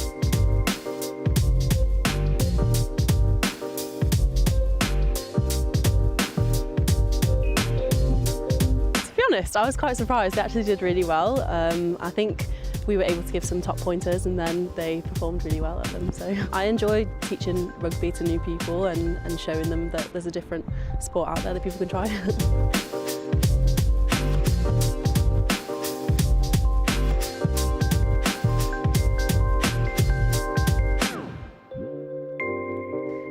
I think the hardest one was the kicking on the ground. I think what I was best at is the kicking through the poles. It looks so easy and it's actually so hard. Like, I couldn't get the spin on the pass. Line out scares me, but I've got a lot of appreciation and respect for rugby players now. I mean, I've also never been here, never been to come and watch the Tigers, but we were speaking to the girls and we're going to go on Saturday to support them. So they said they're going to come and support us, so hopefully we can build a little, I guess, relationship between Leicester Tigers women and Leicester City women. You learn on the skills now, and now we're going to go and do a kicking challenge. On my left, Courtney, all the way from Australia, and on my right, Monique, recently renamed Mondo. Here we go.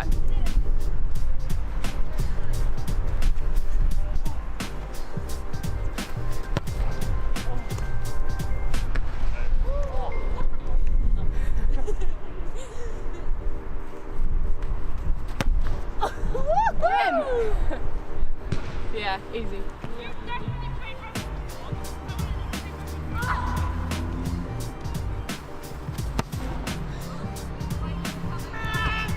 Can we redo? Side on tiebreaker.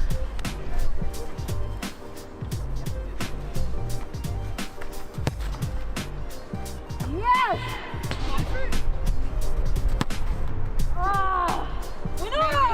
Winner, chicken dinner!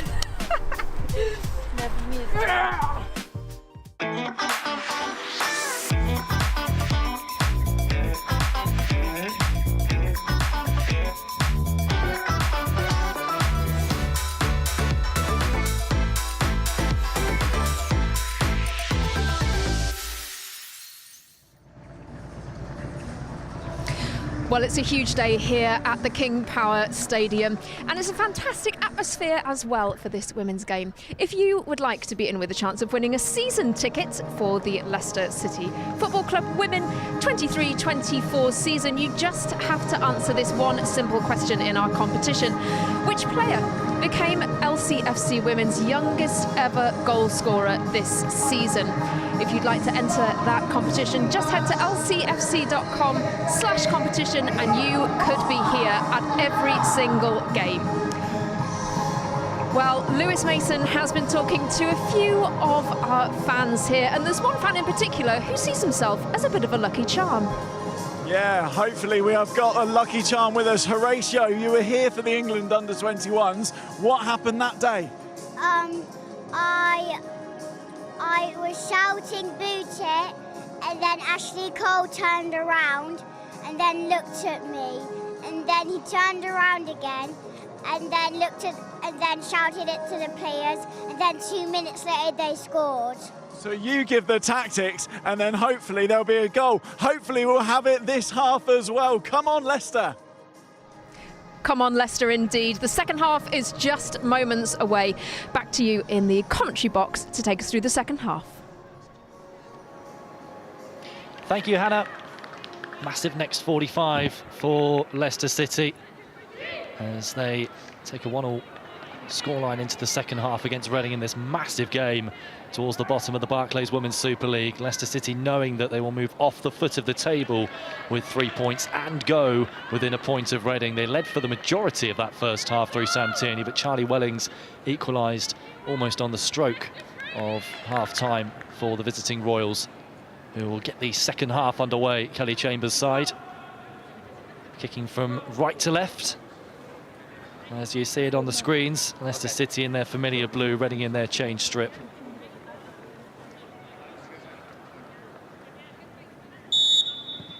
As Richie Watkins gets the second half underway. McCandy's ball looking for Wellings. Breaks for Mason midfield. There's Plumpton as well to find Tierney. Can't quite take it in her stride though as Woodham clears for Reading. Now goes Howard to tidy up for Leicester City. He clears out of play for a throw. I think the next goal is absolute key, isn't it? You know, for both teams, they will both want to come out here, have a good start to the second half, and you know, really have confidence in possession and really have dominance in possession as well. So. Chance here for Trollsgaard, who's found space just inside the box. Trollsgaard's effort brilliantly blocked by Plumpton, who's furious with the referee. Felt there was a foul on a Leicester player in the build-up, but nothing was given, and Reading have a corner. Yeah, I think that's lucky for Leicester, to be honest. I think Trollsgaard could have shot first time then, and it just opened up to her. But you know, great block by Ashley, and you know, yeah, you could see the frustration straight after, couldn't you? But that's an opportunity that Reading. But to be honest, hopefully it'll spring Leicester into life this second half. Early second half corner for Reading. Every single Leicester City player inside the penalty area.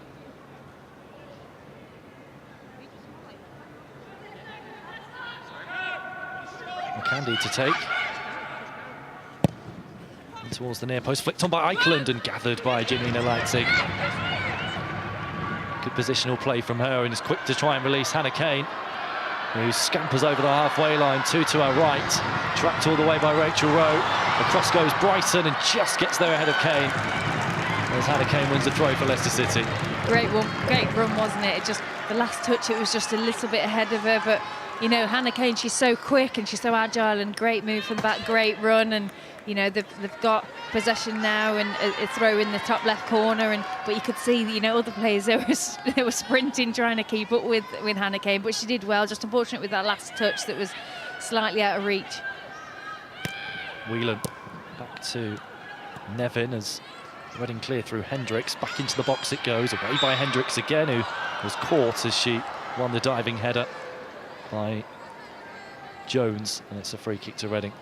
I think that's unlucky, isn't it? Because you know she brought her head down. It wasn't like a high foot. So yeah, unfortunate there for Leicester. You know, they've worked so hard to get possession in the Reading half, and then obviously to give a cheap free kick away like that. I suppose if you're Willie Kirk, I mean, obviously your team talk would have changed going into half-time because of that late first-half goal from Charlie Wellings, but he would have expected Reading to come out a little bit brighter in this second 45. Absolutely. You know, Reading were always going to do it, no matter what score, because Leicester was so dominant in that first half, and they've done exactly that, haven't they? They've come out the traps, they've come out with the spring in their step, and I think the goal helped them with that confidence. That's a great ball from Ruby Mays, chased by Kane, but round went McCandy to clear. Great ball, and I think the same again. You can see really early on that it's the channels that's, you know, for Leicester. They're the key where all the space is. Jones dispossessed by Eikeland that time. It's another Leicester City throw, and similar to the first half, a lot of throws down that left channel deep inside the Reading half. Yeah, Reading, like again, they've started really, really narrow, haven't they? So, you know, I hope this is the exact same as the first half, how the fullbacks for Leicester get higher up the pitch and create those 1v1s and overloads. His bot stabs it towards Tierney and hits Jones, who was offside, coming back from an offside position, so Reading another free kick. She knew, didn't she, straight away then? I think she tried to get out of the way, actually, to let it run, but yeah, it just seemed to hit her on the body. Unfortunate for the Manchester United loanee. Maloney to take the free kick for Reading, the Irish goalkeeper. Strong header from Mason midfield, picked up by Kane onto Whelan. Whelan driving forward, tracked by Bryson, who tried to get a foot in, but Whelan continues and might have found Tierney. It's a good challenge from Lily Woodham. Howard onto Bott, now Mace. Bott has to retreat somewhat to collect.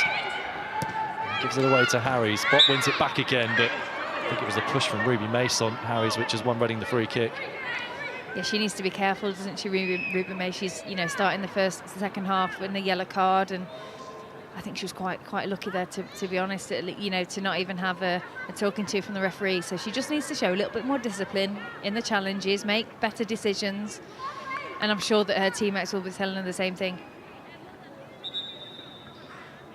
Kerry Jones, whose leg was strapped up, has now undone the strapping.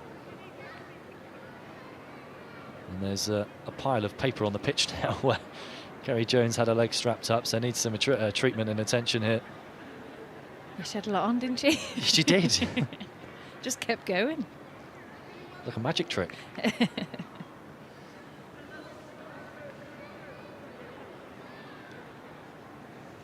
And McCandy watching on, the Reading skipper. Former Arsenal player. Again, we talked about the breaks in play in the first half being a benefit to Reading. I suppose this is somewhat a benefit to Leicester City, just to regroup and go again, because they haven't been quite as fluid at the start of this second half as they were in the first. Yeah, you're right, and you could see kind of, you know, a few groups were appearing, weren't they, when like some units were talking to each other then, and I think it's just probably a talk to each other, say, come on, we need to be a little bit better, we need to continue, we need to stick together, and a little bit more organisation and better decision making, and hopefully they'll put it into practice. Good challenge from Mace that time. Kerry Jones unable to re-enter the pitch initially. Now he's back on the pitch and enters the action once more. Lily Woodham on the throw for Reading.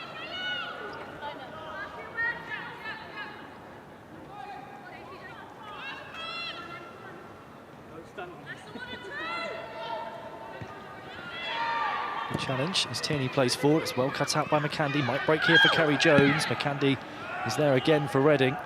Up jumps Plumpter. Strong header from her against Wellings. There's Whelan onto Kane, who's away again down the left-hand side for Leicester. It's Tierney and acres of space on the right and finds her too. Jones in the centre. It's Tierney. Takes it inside. Could have gone down. And Leicester City asking the question of whether they could have had a penalty. There's a Reading player down outside the centre circle meanwhile. Leicester continue though. CJ Bott. I suppose it begs the question of if Tierney had gone down, would she have won a penalty? Absolutely, and you know, it shouldn't just be should it if players go down, but I think, you know, that's a great call for a penalty in there. I think, you know, when Sam Tierney came inside, you know, it's quite a heavy touch, wasn't it? But it looked like she was caught. But, you know, it's an honest player, isn't it? You know, she didn't go down. She saw the opportunity to still get the shot off. But yeah, unlucky for Leicester. It was a good build-up. Good build-up, but yeah, big penalty shout for that then. Well, there was the contact on Bryson for the reason why the Reading defender went down. Here's the penalty claim again. Tierney forays in field and is certainly caught by Lily Woodham and then can't really regather her feet and has to stretch to poke it towards Simpson. And the reason being is because she was caught, and that's why Leicester feel as though she should have won a penalty.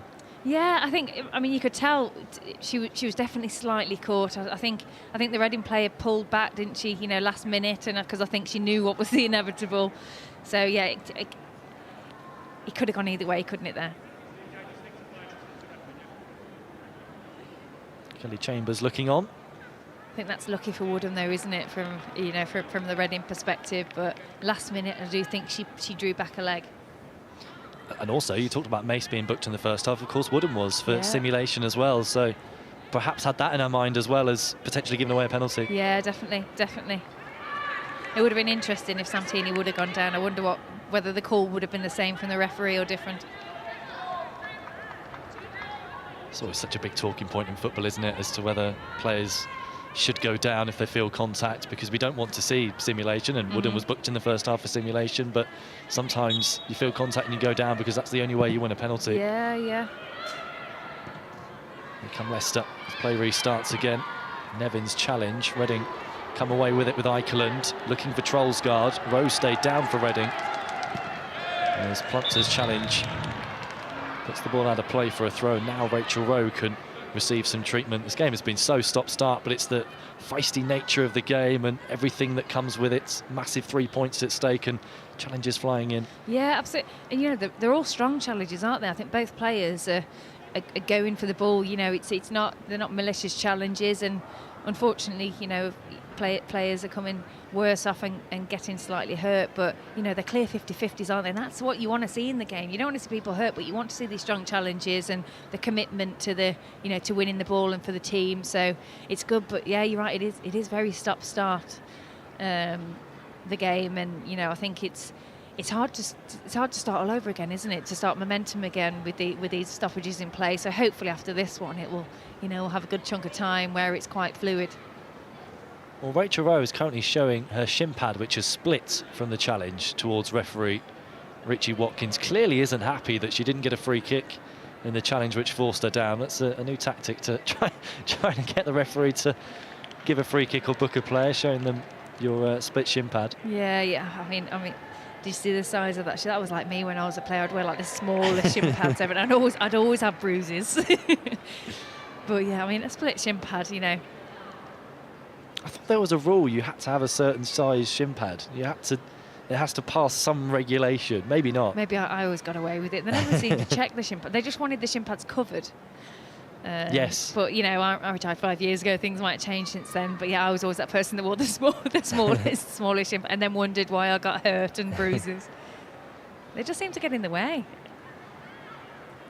There's the challenge again. It almost looks as though Rose kicked Nevin last, because Nevin's got to the ball just ahead of her, and that's why Rose feeling the effects of it. Yeah, she is, and again, like a lot of players, she is a tough player. She rarely goes down, but she never ducks out of a challenge either. 3 goals for her this season, Rachel Rowe, 2 of which came in the reverse fixture, turning things around for Reading at the Medeski Stadium earlier in the season against Leicester. She does look hurt, doesn't she? I hope that she's got a spare shin pad if she continues. She'll have to get a new shin pad from somebody. Doesn't look like any changes are being prepared as yet for Reading. A couple of their substitutes are warming up, but I think the general feeling is that Rachel Rowe might be okay to continue as she puts one of her shin pads back under her sock. Yeah, there's a challenge again.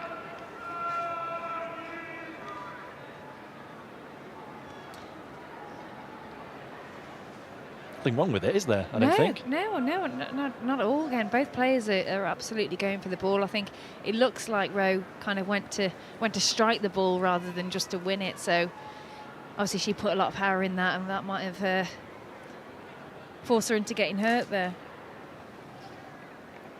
She's smiling. She's had a little chuckle. So hopefully she's got a shin pad in. She's got a shin pad back in.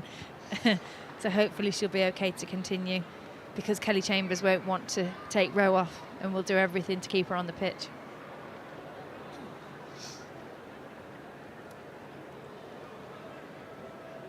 Pat on the back from Lily Woodham, Welsh teammates. And applauded off the pitch, the Reading midfielder. Some boos, but mostly applauds from the Leicester City supporters.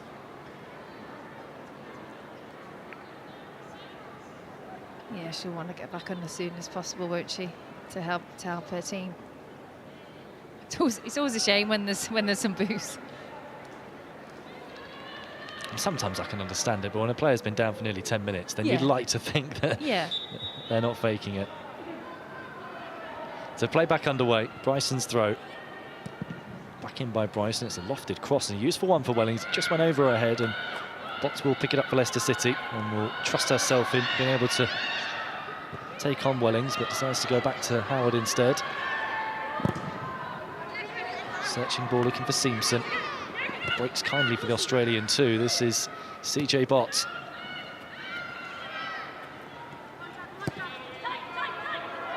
Good turn from Tierney. Round goes McCandy.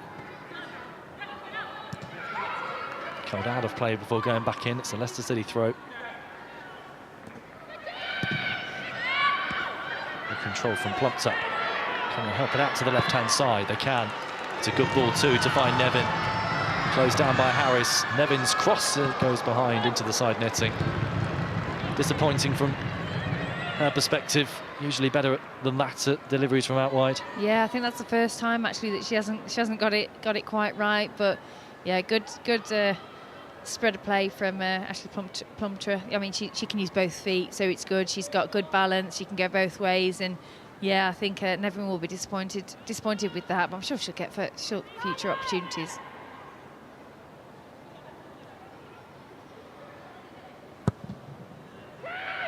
Only slipped as she cleared the danger, but has found Wellings in a bit of space on the left-hand side. Taking on Bott, the Reading goal scorer. Bott felt as though she should have won the throw. Goes Reading's way. I think when we're talking about the stoppages of play, the game feels a little bit flatter, doesn't it, at the moment? It's kind of got a lull where neither team's on top and they're just trying to kind of bide their time, both of them, and just etch their way up the pitch. Good challenge on Rowe that time. Mace looking for Whelan. Just loses out that time to Harries, but continues to battle away as Moore takes over and finds Bryson into Rowe. Whelan's done well to flick it on to Carrie Jones. Good turn from her as well. And then finds Simpson. And that ricochet was fortunate for Leicester City. They continue to come forward. Nevin's cross. Very deep, finding Tierney. Back across goal and headed away by McCandy. Really important touch from the Reading defender. As the Royals look to try and come forward, Eikeland losing out and Bott winning it back for Leicester. Another 1-2 with Mace. Clipped forward looking for Kane. Well dealt with by Hendricks that time. As Woodham's clearance is blocked by Tierney and goes out of play. That's a bit better from Leicester, isn't it? The build-up play is a little bit more controlled, and playing the into-out passes, 1 or 2 touch, and trying to build up the pitch a little bit slowly. Yeah, and I think we talk about the first half, and Reading had the ricochet that fell in their path. The exact same thing happened, didn't it, on the left-hand side for Leicester, where it fell into their path, and they almost made the most of it, but you know, yet again, Samtini coming in late at the back post, great time run, and Reading did well to clear it.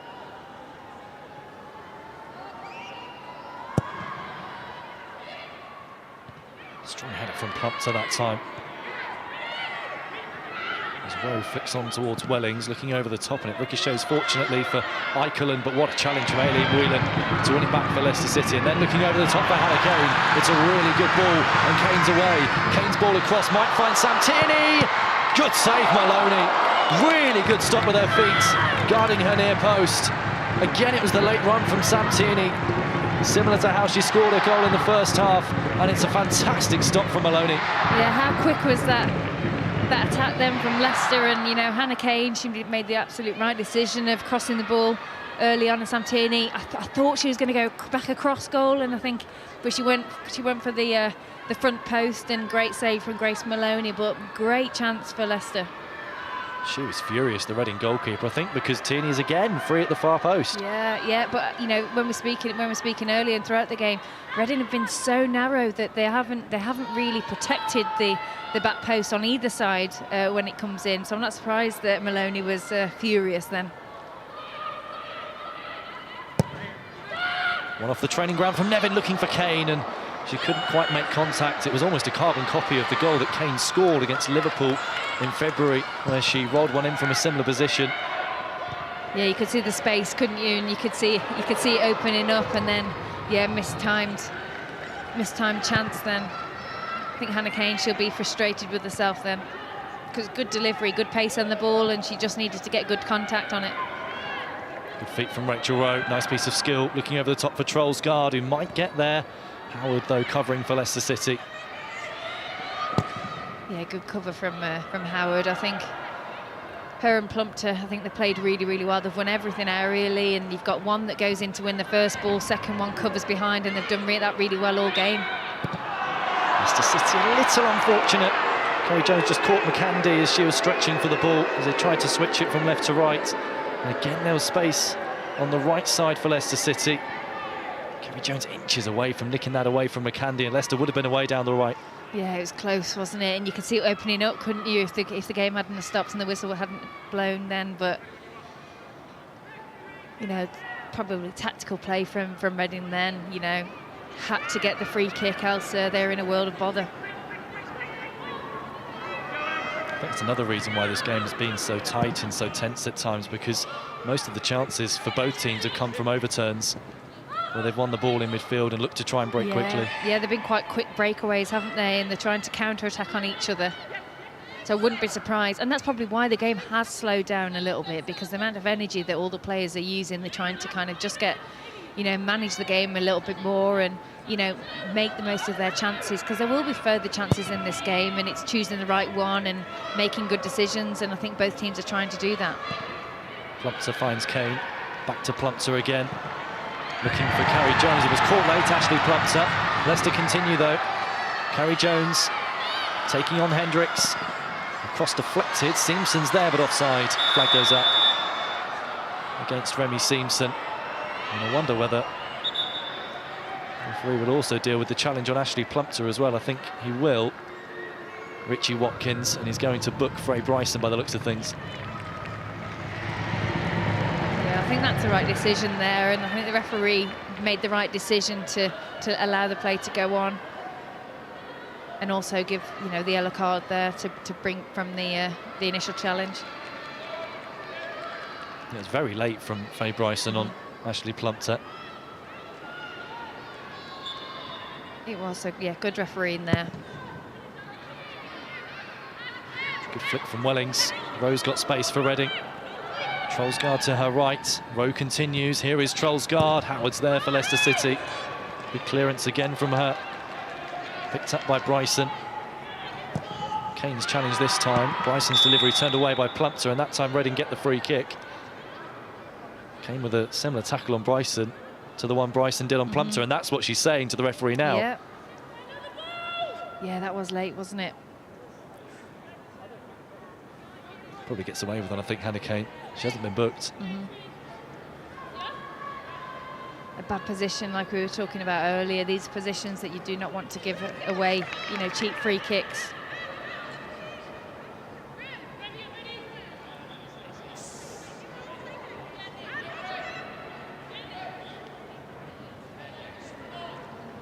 Two Leicester players in the wall from this free kick. Simpson and Kane. White Six taking up a decent position as well in the middle of a 6-yard box. And Candy's delivery plucks her heads away.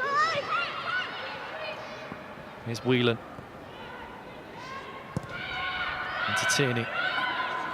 Tucked there by Trollsgaard. Wonderful piece of skill from San Trollsgaard as well. Taking on Whelan. She seems to be getting more and more into the game, doesn't she? I think this is where Leicester just need to take a little bit of a breather. You know, take the time, let all the players regroup, let them get closer together, try and build the play a little bit more. Watts ball's a good one into Jones. Nice. First time ball from Tierney onto Simpson as well. Trapped there by McCandy. Simpson, good ball into Carrie Jones. Can she find an opportunity for a shot? Brilliant piece of skill. Carrie Jones straight at Maloney. Back to her again. Across goal and somehow defended brilliantly at the far post. It's a Leicester City corner and Carrie Jones inches away from scoring. Gosh, that was inches, wasn't it? And then, you know, goal line clearance. But whoosh, the Reading player did really, really well to stop that going in or allowing the Leicester player to have a touch. But great play from Leicester. Well, I was going to say that effort from Jones was probably going wide, but of course Simpson was at the far post as well. Yeah, I think it would have hit her to go in. So really committed defending back there from Reading. Good build-up play from Leicester, though. You know, starting in the wide areas and then going straight through. Great run into central and sending Reading players the wrong way. Nevins' corner. Maloney thought about coming, and it's crossed the line, is it? No! Maloney keeps it out again. Again, inches away from scoring Leicester City, and Maloney has taken a real whack and picked up an injury in keeping that from crossing the goal line. But that can't have been more than centimetres from crossing her line. Gosh, that was close, wasn't it? Off the line by Jade Moore. That's what defenders are there for. You know, as soon as a corner's taken, it's dropped back on the goal line to protect the goal. But yeah, inches away, inches away.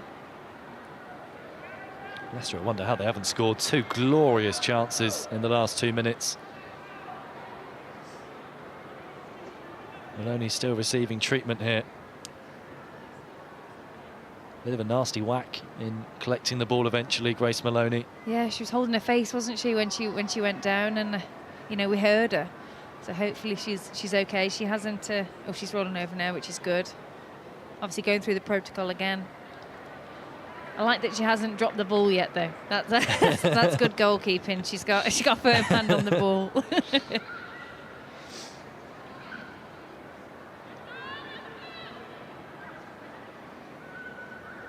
Here's the chance again.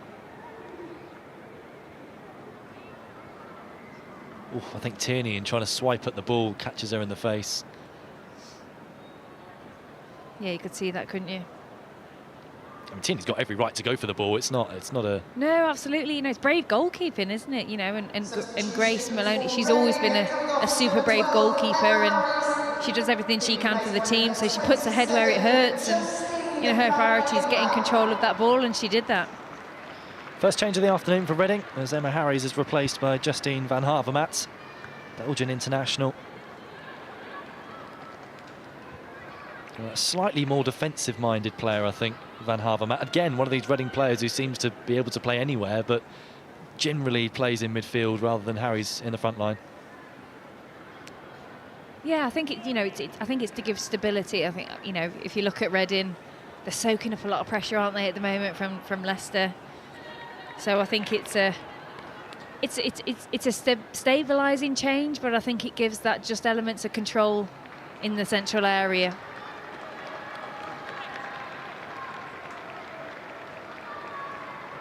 More height for Reading from corners. Yeah, and yeah, set absolutely. pieces. And I think, you know, it might be, let's have a look at the formation if the formation has changed, but it looks like it's going back to a little bit of a flat back four, which, you know, that might kind of trying to stop Leicester go using the wide areas.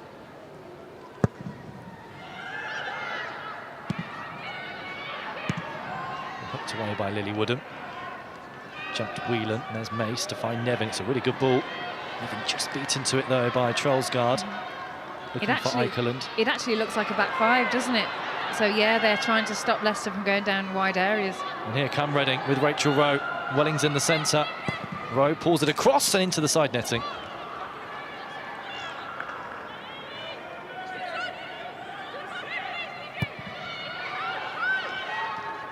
You can really see the game opening up now, can't you?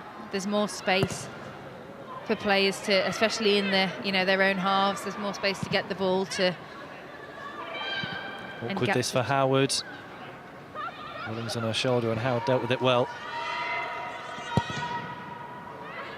That's a clearing. There's Tierney.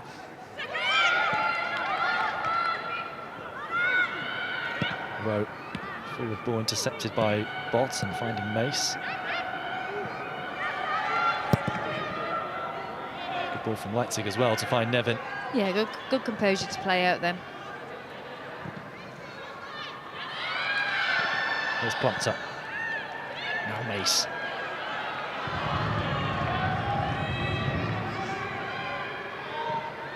Space on the right-hand side here for Bott. Has Tierney out wide as well.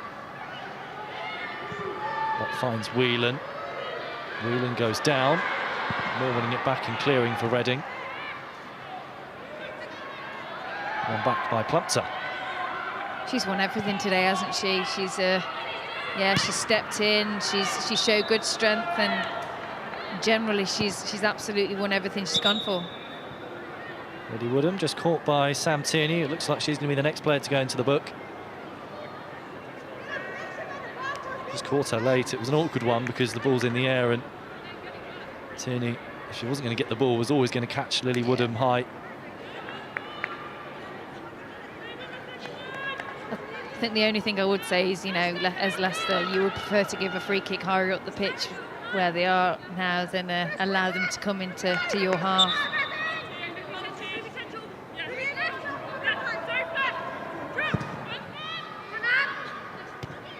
Eikeland losing out to Bott, who felt she should have won a free kick, but Leicester still have it. Tierney's ball is a really useful one for Simpson. Kane in the centre. It's Remy Simpson. Takes it into the box. And then going for goal off the post. Whelan on the rebound, misses the shot. And Bryson slides it clear for Reading. Another glorious opportunity for Leicester City goes begging. Simpson off the post. Here they come again, the Foxes. Urged on by the supporters inside the King Power Stadium. Plumped up. Gets the cross in looking for Kane. Beyond everybody, and Lily Woodham will pick it up for Reading. I think that's the first time where Sam Tierney hasn't been at the back post, but I think she's in a central position to try and protect her team. Good hold-up play from Jones. Tierney again. Whelan. I wonder how she missed her shot just then. You could see straight as soon as she did it, she had her hands on her head, didn't she? Because, but I actually initially thought Simpson. I thought she could have passed it to Hannah Kane a lot earlier, but you know, she knew what she was doing. She had a plan and dropped to Whelan. And to be honest, all you could see was a goal. Just looking at the replay, it seemed to come off her right foot, and then that made it awkward for her to strike with her left. Meanwhile, there's a player down for Reading. Looks like it's Brooke Hendricks. It is. She's pointing to her right leg, so I think that's just hurt her right leg. I'm not sure what happened though. There's been so many stoppages in play. There's going to be a fair chunk added on at the end, I'm sure. Gosh, and this stuff, you can imagine Aileen Whelan. It's just repeating through her head, isn't it? And how she could have got that goal for her team. She'll be absolutely gutted for that.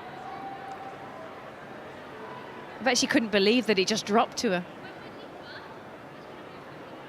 Well, Brooke Hendricks just signalled to the referee that she needed to go down and receive some treatment. Again, that's 3 or 4 times that players have done that in this game. Yeah. A lot of injuries, but none of them really impact injuries. They've all been muscular. Yeah, and initially she pointed to a right thigh, so must be a muscular quad injury. Yeah, that's what, 3rd time now where a player's just... Substitution from Reading, coming off is number 15. Well, her afternoon is over, Brooke Hendricks. She's being replaced by Gemma Evans in the back line. Evans, who was one of 2 changes ahead of this one, dropped to the bench. And Brooke Hendricks replaced her, so it's back as they were for the game against Brighton in the back line, with Evans replacing Hendricks, the former Bristol City player.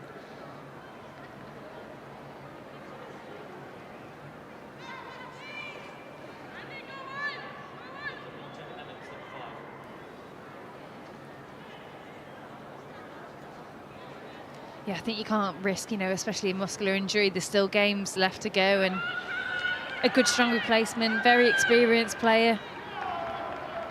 She's played in these big games. She's played in many. With Bristol's played in, obviously, relegation battle and things. She knows how much she means, and she's a hugely experienced player that will all be organising all the time. You can see her pointing and directing already. It's box for Leicester. Down the line to Kane, losing out to Wellings.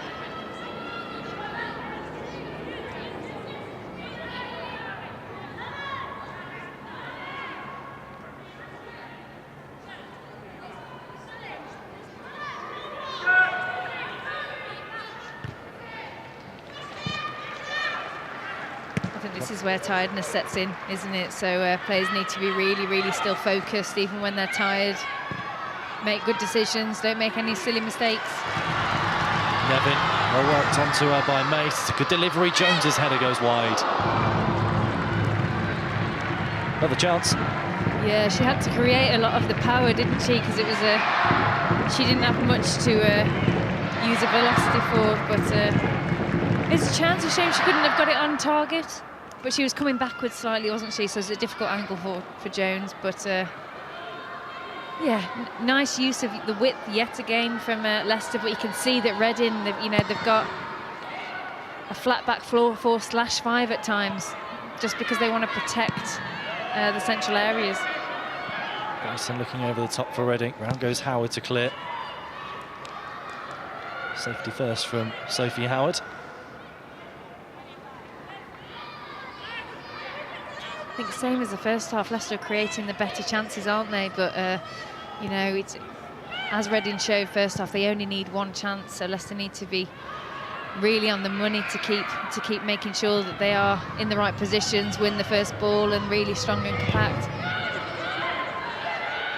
Woodham gets out a forward ball. It's a useful one for Wellings as well. Round goes Howard and just gets there ahead of her, finding Tierney. Thought she was caught by Moore as Woodham clips forward again.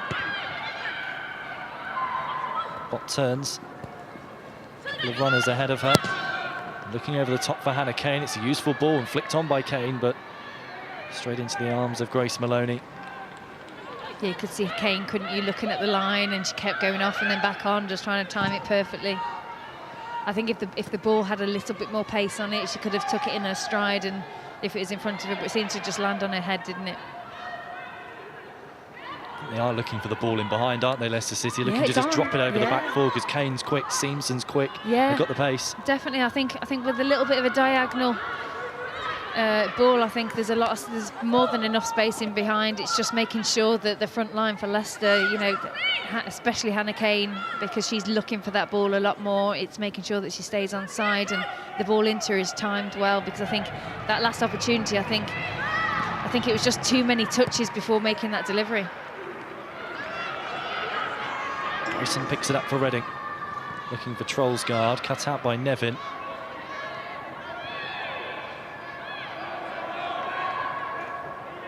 Trollsgaard has been kept pretty quiet, hasn't she, all game? Just some afters there between the aforementioned Trollsgaard and Courtney Nevin. Both battling away on the far side. So Leicester change, and it's a huge one. for Jess Sigsworth, who is replacing Remy Seamson. Her first appearance since February last year, has been out for such a long time through injury. What a moment for her to re-enter the pitch for the first time in 14 months. Huge moment for her, and of course for Leicester City as they try and push for a winner. Yeah, it was great news when we saw the team sheet come through, and you know, she was on the bench, and when she was walking around, no wonder she had a smile on her face when she knew that she was going to be. And what a great opportunity. And to be honest, this is probably the perfect game for her. When we're looking at playing in behind, you want her to use her pace to in behind, but great player, great team player as well. You heard the cheer from the crowd when she entered the pitch. Imagine what they do if she scores. The roof's going to come off the place. Here's Howard. It's a really good searching ball looking for Whelan. Kane was just goal side of her. Nevins won it back here for Leicester. Reading clear. Plumpter's header onto Tierney. Howard finds Botts. Sigsworth has peeled wide. Sigsworth, first touch in 14 months. Her second one is a good delivery into Tierney. Tierney pulls it across. Big chance for Mace. Gets underneath it, and it's a goal kick.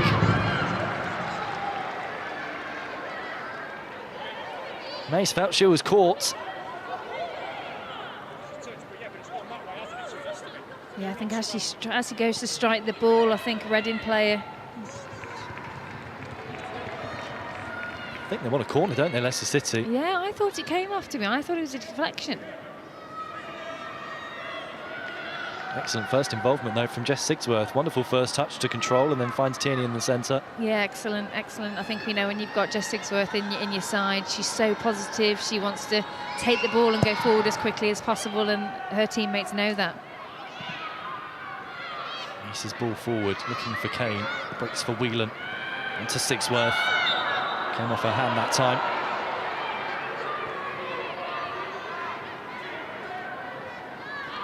She's always had, you know, for the years that she plays, she's always had such a positive attitude. She'll work so hard for her team, and you know, even though she gave away 3 kicks, then her first thought was get back into shape. Let's work, let's do our defensive duties as well, and that's great to see. There's Plumpter. Clearing for the Foxes up towards Kane, challenging with Bryson. Breaks here for Ruby Mace, and again there's space on the right here for Leicester City, and Bott can drive into the green grass ahead of her. Releasing Sam Tierney, Sigsworth in the centre, as is Whelan. Tierney's cross, delicate. There's the header. Oh, it's behind off the head of Hannah Kane. You could see that building, couldn't you? And she was timing her run really, really well. Oh, I think Hannah Kane will be disappointed there. I think she had time. She judged the flight of the ball perfectly. And yeah, she just didn't get it down, did she? Free header as well. Yeah. Came out of nowhere to meet that cross from Sam Tierney. It's a really good, delicate delivery from her. It's a measured cross, which you need at this stage of the game. Sometimes you can rush things and panic, but it was a really good delivery from Tierney. Definitely. She thought about it and delivered it.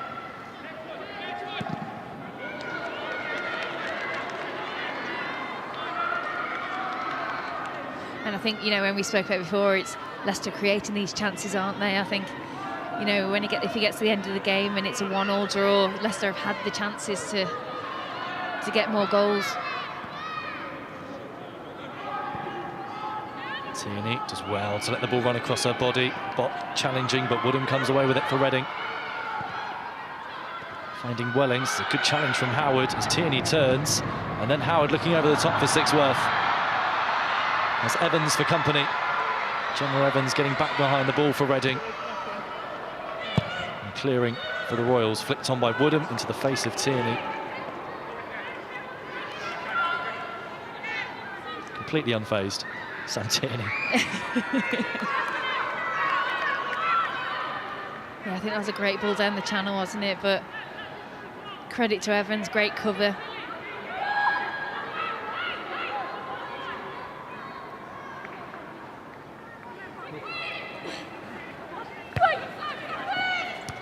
I think a little bit earlier though, Howard, yet again, should get a great challenge to start that attack off. Both her and Plumpter. I mean, the whole back four, Nevin and Bott. I mean, the whole team, to be honest, but certainly the back four, Nevin and Bott getting forward, and Plumpter and Howard's challenges have been perfectly timed all game. Yeah, absolutely all game. I think nothing that Reading have not gone through the middle once. They haven't been able to get through. Michelin looking over the top. Round goes Plumpter again. Hooks clear for Leicester City. McCandy's header breaks for Whelan. Now Tierney looking for Botts, couldn't quite find her that time. Woodham intercepted. Looking for Rowe. There's Plumpter again for Leicester City. And she's so calm. She's so calm. You know, she doesn't rush. She's not rushing what she does. She makes the right pass. She wants to play good football. She wants to play, you know, give the ball to her teammates. And she's made some really, really great challenges and even better passes after she's won the ball. Here come Reading with Wellings. Bott challenging from behind and doing enough to win it back for Leicester City. It's a good challenge from Nevin as well. And now Mace is away down the left. Kane felt she was held back off the ball. Leicester City continue with Mace. Deflects inside, won't quite carry for Jones. McCandy tidies up and Evans clears for the Royals. Evans' header finding Mace. Whelan, good ball onto Botts. Threads it through for Sigsworth. Is she away, or was she caught, Jess Sigsworth? No, according to the referee, and she cannot believe it.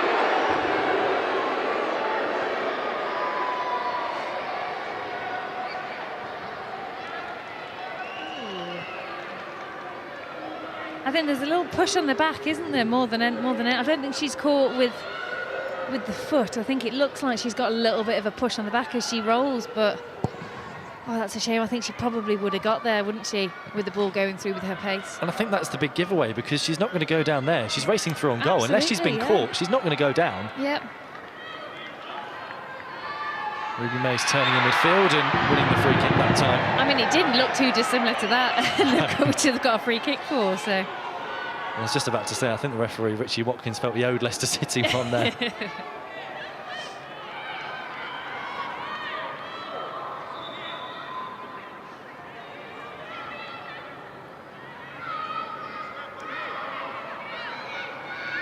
He's told to take the free kick on the halfway line.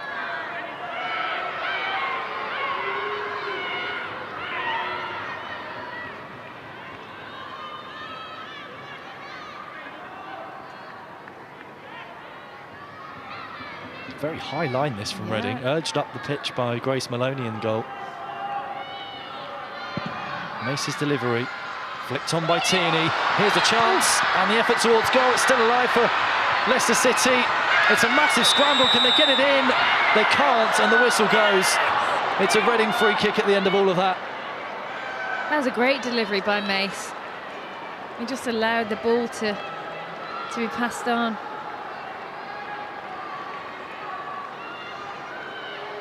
Ended up in the gloves of Grace Maloney anyway. Not entirely sure what the free kick was for, though. I'm trying to look. If anything, at some point, if you look at Howard, she's held. Yeah, dragged to the floor by Jade Moore, isn't she? I think it might have been handball against Plumpter. James's header, Sigsworth helping it on towards Kane. Kane trying to return it to Sigsworth as Woodham clears. Tierney poking it back towards Bott. That's a good decision to turn forward. Useful ball over the top as well. Could Kane be away? Here she is. Hannah Kane, can she win it for Leicester? Great save, Maloney. Evans clears. And Woodham can't prevent the throw. And it's another massive opportunity for the Foxes. That's the ball that they've been looking for the last 15 minutes or so. Bott's delivery this time. And Maloney, oh, it's off a crossbar. She was backpedaling and wasn't quite sure whether it would drop in. And comes off the frame of a goal in the end. 12 minutes of added time. I'm not surprised. Yeah,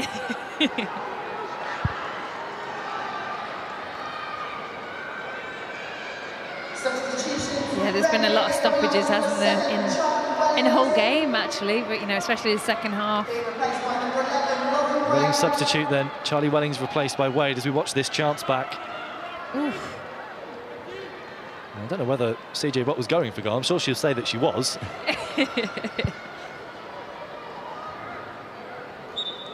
Yeah, she would have said that she saw Grace Maloney off a line. It's the Beth Mead special, isn't it? The crot, I think they call it. Yeah. Hey, you'll take it though. You'll take it. Especially at this time of the game in a game like this. 12 minutes of added time then for Leicester City to try and find a winner. They've certainly deserved it. They've had so many chances in this second half. Here's Trollsgaard for Reading. Mace tidying up, finding Whelan. Bryson stepped in. Now Moore. Eikeland, is she onside? She won't get there anyway, it's a goal kick.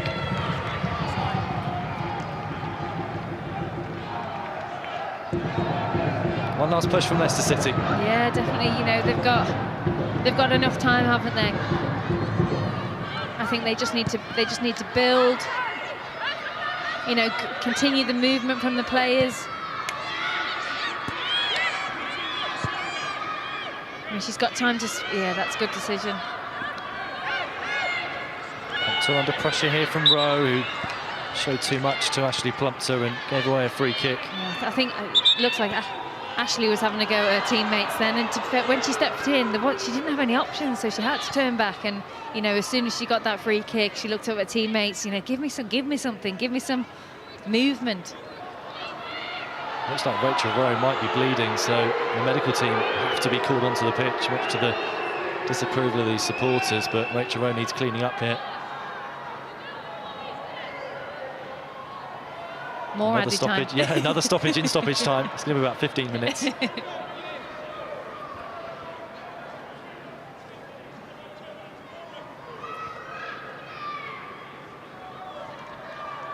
Going to be here till nightfall.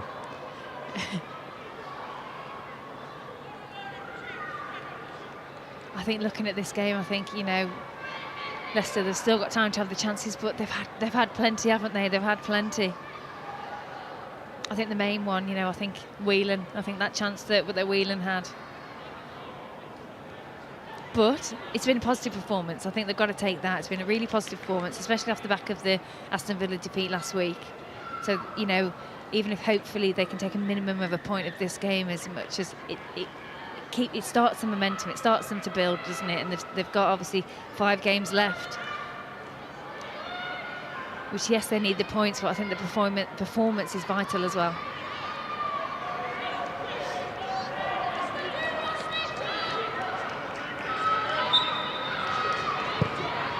Play back underway. Howard collects from Leipzig. Can Leicester City win it in stoppage time? Headed away by Trollsgaard, up to Rowe. Trying to turn away from Plumpter, who does really well to win it back with the help of Nevin. Plumpter continuing and finding Kane. Kane going for goal, it's deflected, and Grace Maloney can gather for Reading. I think good play, good attacking play. As soon as the shot came off there, Samtini said, give it me, why didn't you give me? I was in space.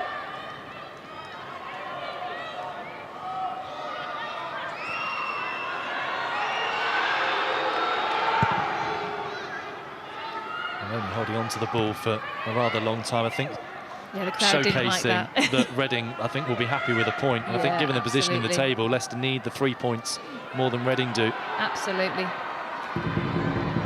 They're still pushing the Foxes, never wins a throw. And, you know, it's one of those games, I think they're even more frustrating because Leicester deserve the 3 points, don't they? The ball from Mace, finding Tierney up against Woodham here. Woodham doesn't want to make a challenge. Cross goes into Kane. Back to goal. Chance here for Carrie Jones! Leicester City in front. What a time for Carrie Jones to score her first Leicester goal. What a goal, you could see, couldn't you? And then as soon as Hannah Kane had it back to goal, you thought, oh God, what's she going to do here? And she turns, makes the right decision. Great finish. Hard and low in the bottom corner of the Reading goal. And like you say, what a time to score. That goal could be absolutely vital in the season and their hopes to remain in the WSL for Leicester City. Jubilation inside the King Power Stadium. Leicester City have been knocking on the door all half, and finally, they've broken it down. Kerry Jones, the Manchester United loanee with her first Foxes goal, took it really well. Yeah, really well. You know, Maloney, she's an excellent goalkeeper, and you know, that was almost unstoppable, wasn't it? So the accuracy, pinpoint in the bottom left corner, and gosh, the fans went mad. The flags came out, they're celebrating with the team. Straight away, the players are celebrating with the fans as well, and asking them to, you know, keep giving us support. And what a great time to score. And a lot of the Reading players, they were down at the knees, weren't they? And both teams have worked ridiculously hard today, but yeah, Leicester, they deserve that. Well, they conceded a stoppage time goal at Medeski. They've scored a stoppage time goal this afternoon. Looks like one of either Kelly Chambers or her assistant might have been booked by the referee, Richie Watkins. They were not happy because that move started with what looked like a foul throw from Leicester City, and they were furious, the Reading coaching staff. Yeah, and you would be, wouldn't you, if it was your side, and especially when that goal means a lot to both teams, doesn't it? Bryson's delivery deflected off of Plumpter. Reading responding well, winning a corner. I think this is where Leicester need to be really focused. And you know, the majority of the first half they did really well at game management, but then, you know, Reading, last time they scored in just before stoppage time, and they'll be wanting to do the same here. So yeah, Leicester have got every single player back. They're making sure that they are really touch tight with their Reading player, and making sure that they don't give them an inch of space. To stand firm, the Foxes. McCandy's delivery is a really good one, and Leipzig holds on for Leicester City, as she has done all afternoon. Yeah, absolutely. And you know what? She'll take her time here. She won't be rushing anything here, and that's the exact. And you know, it was a great delivery from Reading as well. Great delivery. It had pace on, and she had to get that completely right, but she did really well there with that. Whelan's header, looking for Jones. Woodham cuts it out and helps it back to Evans. Lofted forward from the defender. Bot underneath it. There's Woodham. Misclears. Tierney can try and help it on. Leicester City going to make a change. On comes Josie Green for Hannah Kane. Hannah Kane has been terrific this afternoon. She's done everything but score. Has had chances. Has absolutely worked her socks off. And can't forget, of course, was pivotal in what could potentially be the winning goal for Leicester City. Yeah, absolutely. She is not rushing to get off the pitch, is she? Which you wouldn't. She's walking off. She's thanking the fans, and rightly so. She's getting a lot of appreciation from the fans as well. She's been excellent today, and so have so many other players in the Leicester City team. Josie Green comes on for her. Dropped to the bench from the side that lost against Aston Villa. Has a big part to play now in these next few minutes. Yeah, she'll go in a bit of a deeper role, won't she? They'll want to make sure that, you know, they are super tight and they win everything, and she'll be really central to that. Plumpter clears for Leicester. I think it looks like a change in formation as well for Leicester.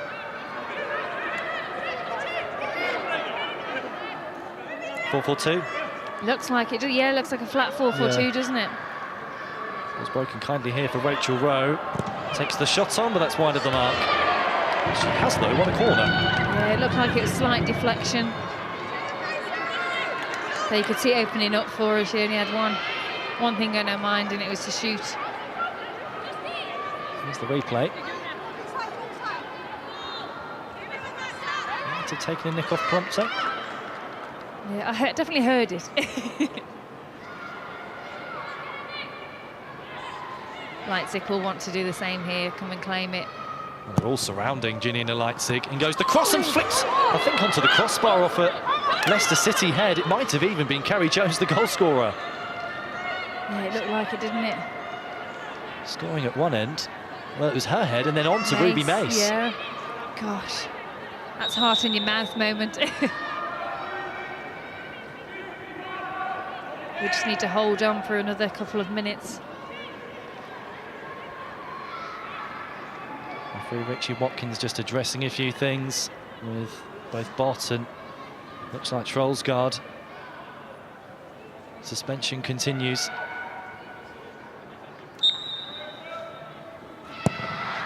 Rose delivery into the near post. It was left and bounced back off of Whelan. Another Reading corner. They're being strong, aren't they? But they will. Leicester will want nothing. they won't want any of these corners. They just want to get it up the pitch as quickly as possible. Better delivery that time. Headed back across goal. Still alive. Tierney clears. Some of the Leicester players vacate the penalty area. Still alive here with Rowe. Her delivery towards the back post. Flicked away. Picked up by Trollsgaard. Look how quickly they're reorganising Leicester. Excellent. Great challenge from CJ Barnes. Great time challenge. You know, but just look, you just see how quickly they came out to press that player then. Excellent. Well, the goal scorer and potentially the goal scorer of the winner, Carrie Jones, is being replaced and coming off to a standing ovation as Missy Goodwin comes on to replace her. She's had to wait a long while for her first Leicester City goal, and it won't carry much more importance than the one she's just scored. Here it is. In replacement by number 20, Missy Goodwin. Great first touch. She was almost running backwards, wasn't she? And she had to really take it in her stride and got the shot off really quickly. Very well taken. Flicked on by Eichlin, but straight at Leipzig, he was going to hold on. We've played the 12 minutes, but there probably will be a couple of minutes added on to the stoppage time.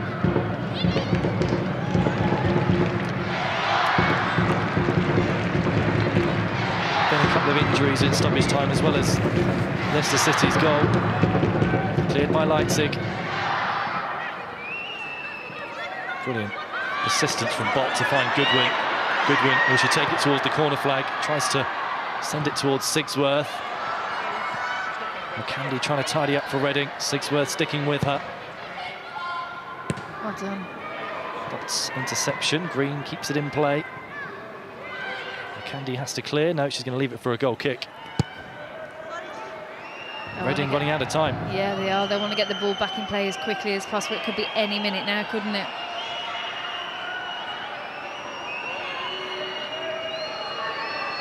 All eyes on the referee, Richie Watkins. Still the whistle stays in his hand as Wade flicks on for Reading. Moore's header goes behind her. Woodham clearing. Lauren Wade again. Now Moore. Chipped into the box, away by Sophie Howard. Sigsworth losing out to Woodham. Leicester City clear again. Reading look deflated. They do, you know. Really good header from Howard there.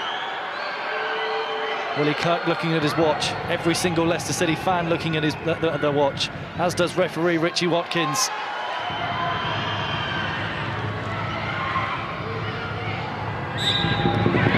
Massive 3 points at the King Power Stadium for Leicester City.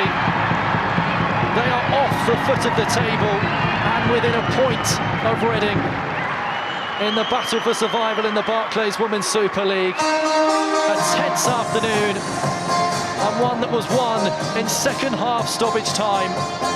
They fought until the end. They thoroughly deserved to win the game. They had so many chances in the first half, the Foxes.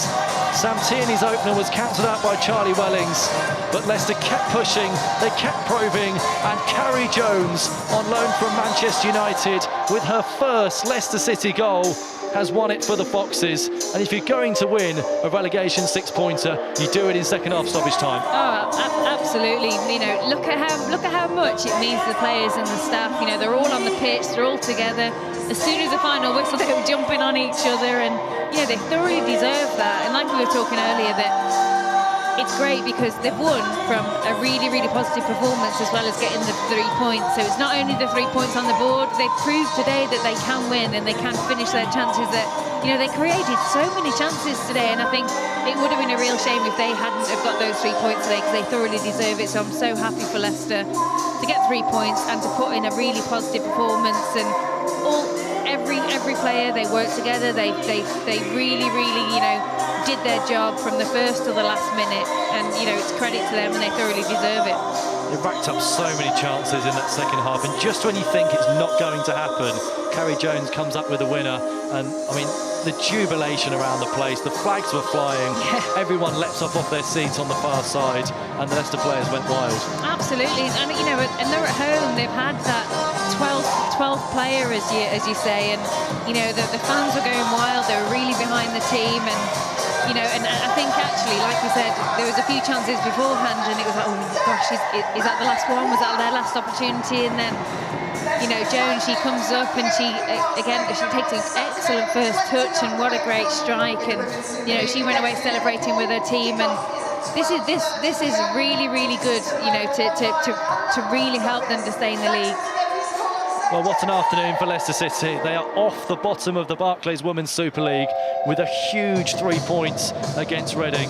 It's finished Leicester City 2, Reading 1.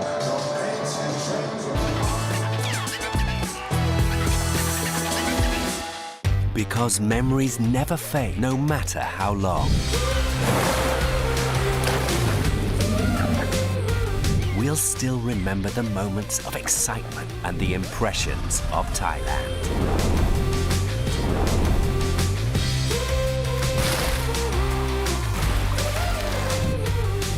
Amazing Thailand, now even more amazing.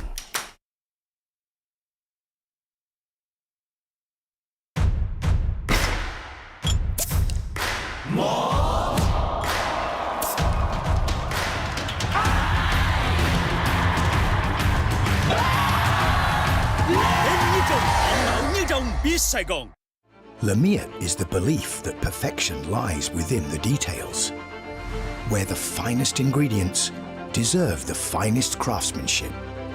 In every pursuit of perfection, there is passion and perseverance, where attention to detail inspires a masterpiece that's balanced and in harmony. This is the Lamiat philosophy, brewed into every drop of Chang beer.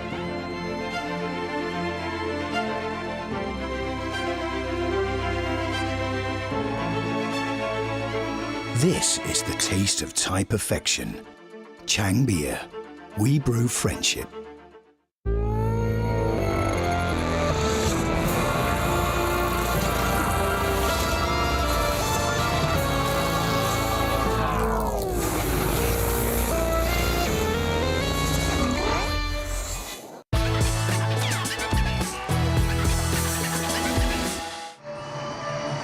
Well, it's been a fantastic day of action and a fantastic win for Leicester City Women's. Shannon, I'm going to come to you first. You've just run here over to us from being with the team. How are they feeling? Oh, unbelievable. Wow. I mean, that was... What a performance. Like, fair play. That was unbelievable. Every single player, Willie just said he struggled to make a sub because everyone was so good. I can't fault just like the work ethic, the desire, the passion, everything. And I said before, you can't write us off for that, and absolutely delivered today. Unbelievable. We said they were really strong in the first half and super strong in the second half. Yeah, I think, you know what, we didn't let that equaliser phase us, and we come out second half raring to go, and the confidence only built. And you know, we had so many chances. I didn't think it was ever going to go in, but you know, everyone backed it and everyone believed that it was going to go in, and eventually carry, you know, the composure in the box, bottom corner. Love it. And Laura, we were absolutely on the edge of our seats watching that, weren't we? And there were some fantastic chances, but they really delivered. Yeah, they did. And like Shannon said, I think it was the chance after chance. What I liked about seeing from the team is that when a player had missed or, you know, it had hit the keeper, I like the body language that they're going to each other, lift each other up, as they're like, because sometimes, you know, you can't kind of control everything in a game, but what you can promise is you can keep trying, you can keep getting in those positions. So I love the body language from the team. As a never say die attitude, the belief was always there, and I just felt that they were always going to create that chance, and that goal was coming.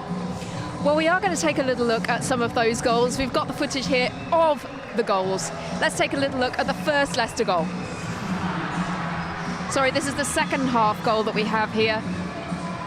I think this is what was coming, and you know, we worked it well around in the box, and then carry, touch and finish. That's her first goal for us, and she took it like she'd scored 10 more this season.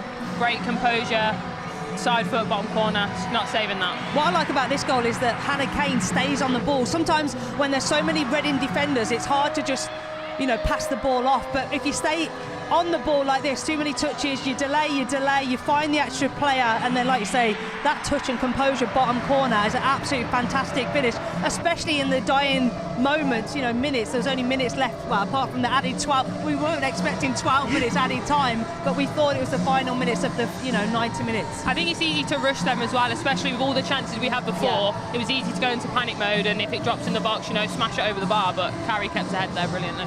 And they had the chances as well, didn't they? There were a lot of chances. There were a couple in the first half. There were a lot in the second half. We thought that it was going to go in more than once. Taking a look here at just one of them. I think we did everything but score until that last one. It hit the bar on the post, but yeah, we kept going and we didn't let our heads drop when we missed a chance. Again, it was the same sort of similar styles and patterns of play from the first half, getting in down the sides, getting crosses in either to the far post or pullbacks, and also looking really dangerous from set pieces. Reading had looked dangerous, but it was also, this, if there's goal line technology, might that have just crossed over? There were so many chances like this. Reading were backs of the wall, clearing balls off the box, but, that hitting the post was great a fantastic effort. Yeah, great effort, but yeah, wow. And not only, as you say, not only did they have the chances, not only did they try to get it in there, but actually they just kept going, didn't they? It was that passion that you could really see, the real drive to win here. Even like that chance there, people throwing their bodies at the ball, we were desperate to score that goal, and everyone was throwing themselves at it to try and get it over the line, and eventually we got it over. We've got to touch on as well the fact that it was such an important game, and you could see that the real desire to win today. Yeah, we knew before the game it was massive, and like Willie just said, we haven't done anything yet. It's a big 3 points, and we are off the bottom of the table, but we still haven't done anything. But it's a massive step in the right direction for us.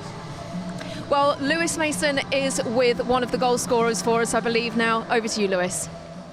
Carrie, what a moment. Have you ever scored a bigger goal than that? I don't think so. I think this one definitely tops it off. It's hard to sum up the emotions right now, but as you can see, we're all just so pleased. It was quite an amazing reaction at full time. What was being said in that huddle? I think just we're so proud of each and every one of us. I think, not only the result, but the performance as well. We dominated every single thing. We won all of our battles, and we really did fight out there. So, yeah. Did it feel like it was never going in? It just seemed that way. It seemed like one of those days. At first, yeah, but we knew we can't feel sorry for ourselves. We knew that coming in. Throughout the game, we knew that it was coming. The amount of opportunities we got, the amount of shots on target. So, yeah, we knew it was coming. We just had to keep faith, and here it is, 2-1. And, of course, you've been out on the pitch celebrating. You've not seen it officially yet, but you are off the bottom of the table. How big a boost is that going into the final couple of games? Massive boost, I think we all had the faith. Well, we definitely had the faith. But now, just to see it off the bottom, it's unreal. It's hard to sum up the emotions. Carrie, well done today. Thank you very much. Thanks. Well, Carrie, they're talking about the fact that this is a huge confidence boost now for the rest of the season. 5 games left. What do you think the team's plan will be now for the next 5 games? Well, exactly the same as this game. I think this Chelsea away, maybe potentially they're in the semi-final of the Champions League, so that game might be rearranged. But again, I think the way you have to, the style of play that Leicester are trying to impose on the opposition is very ball possession. Sometimes you have to change it depending on the opposition, but the amount of confidence and encouragement getting a win, and I think the scenes at the end of the final whistle were brilliant, because you have to enjoy those moments. It's been a long time since you've won fully deserved, the statistics, the possession, the shots on target, everything blew Reading out the water. So it's a fully deserved performance. So you need to celebrate those wins. You need to kind of harness that winning feeling so that you want to replicate it again, so that you could recall on all those favourable moments and produce them again. And carry them like a bit of a wave into the rest of the games. And Shannon, you're thinking you yourself might be back playing a little bit for later on in the season. Does this also give you some confidence? You're looking forward to the rest of the season now yourself? Yeah, absolutely.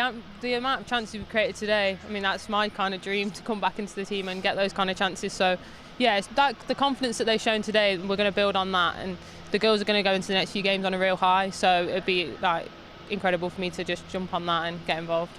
We're going to take a little look now at the Reading chances, because there were a few of those as well. You could definitely see that Leicester were extremely strong, but certainly Reading didn't give them an easy ride. No, that's right. I think from the first half they were taking long-range shots, and that carried on into the second half. And again, they were trying to force the ball forward, force for corner situations or set-piece situations. But again, Leipzig, I think, was excellent all game. You know, again, we spoke about half-time. Those moments when she needs to come and collect, she does, she delivers, and she keeps her eye firmly concentrated. And that was a chance right at the final. That was a scary chance I think that was Lady Luck helped us out on that one. But yeah, I think, like Laura said, Yanni just come and collected everything. She wasn't needed that much in the dying embers of the game, but when she was like calm and collected, and she digged us out of there. Well, we're joined now by the man responsible for the team today, the man at the helm, Willie Kirk. Tell us how you're feeling following that win. Yeah, I just need to have a little moment now. Moment to catch your energy breath. sapping, and that's just me, so I can only imagine what those players are feeling. I thought they were outstanding. You know, you say I'm the man responsible for it. You know, those women are the people responsible for that. I thought they were, from the first minute to the last. You know, 3 times we've been ahead of Reading this year, and obviously it happened for a 4th time today, and they pegged us back again. But obviously the 5th time was the most important one. So. And the strategy today was to continue attacking, wasn't it? You know, it was a really positive approach, and it was a game that meant a lot to the team. I just think we're at our best when we attack, and we've not always done that, because to do that you need to have belief, and when you're sitting bottom of the league it's not easy to have belief. You know, it's a natural thing just to take a step back rather than a step forward, because you want to protect rather than attack. But we've worked hard this week. We had a special guest in yesterday to speak to us, Wes Morgan, and Wes passed on some valuable experience from the Great Escape when the men did it, and I think all those little things play their part in it. But yeah, it was actually really difficult to make substitutions, because nobody looked tired and nobody was having a bad game. So unless you're changing something tactical, but everything was working, or most things were working. So yeah, it was just, but even energy the subs brought. You know, I could feel it behind me. I'm sure the players could feel it in the crowd. Yeah, it was an excellent day. Shannon was just talking earlier about the fact that this is going to be a real confidence boost. I don't know if there's anything that you particularly want to ask Shannon to Willie, because I know that, you know, as the manager of the team, might be a tricky one for you, but it's certainly, you know, looking forward to the rest of the season. This has got to be a very exciting time. Yeah, absolutely. I just think we need to know how we're going to approach the next few games, and not get ahead of ourselves when it comes to coming off the back of such a big performance. How we're going to move on from that. Yeah, I mean, I heard Shannon speak about saying, you know, we've done nothing yet, and we've not. We've come off the bottom of the table for the first time this season. I think that's massive in terms of players' confidence and belief in what we're trying to do. But it's about, you know, as Shannon knows, you know, we're working hard every day. We'll have a game plan for the next game. As it stands, we don't know who the next game is. Is it Chelsea or is it Liverpool? We hope it's Chelsea.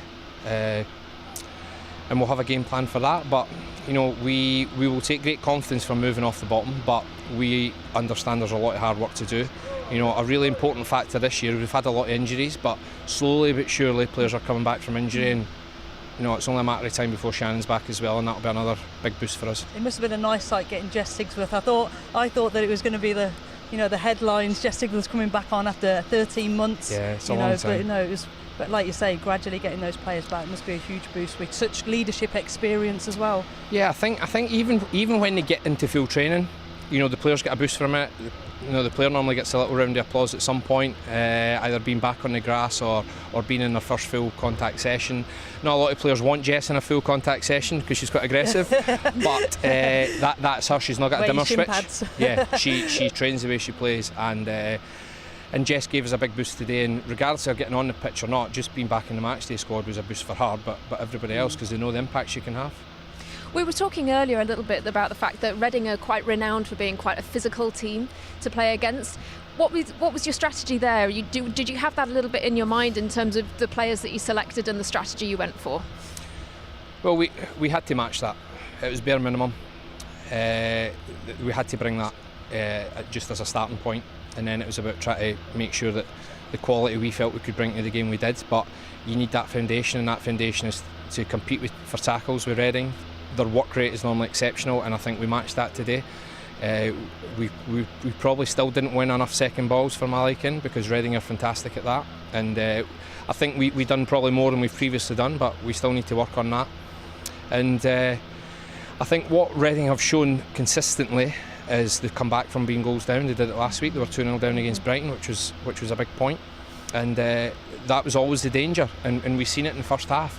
You know, we thought we'd got into half time with a lead, and they pegged us back. And with 12 minutes injury time, you know, when you score in the first 3 or 4 of them, you know, first of all, you're delighted with 12 minutes injury time until you score within injury time.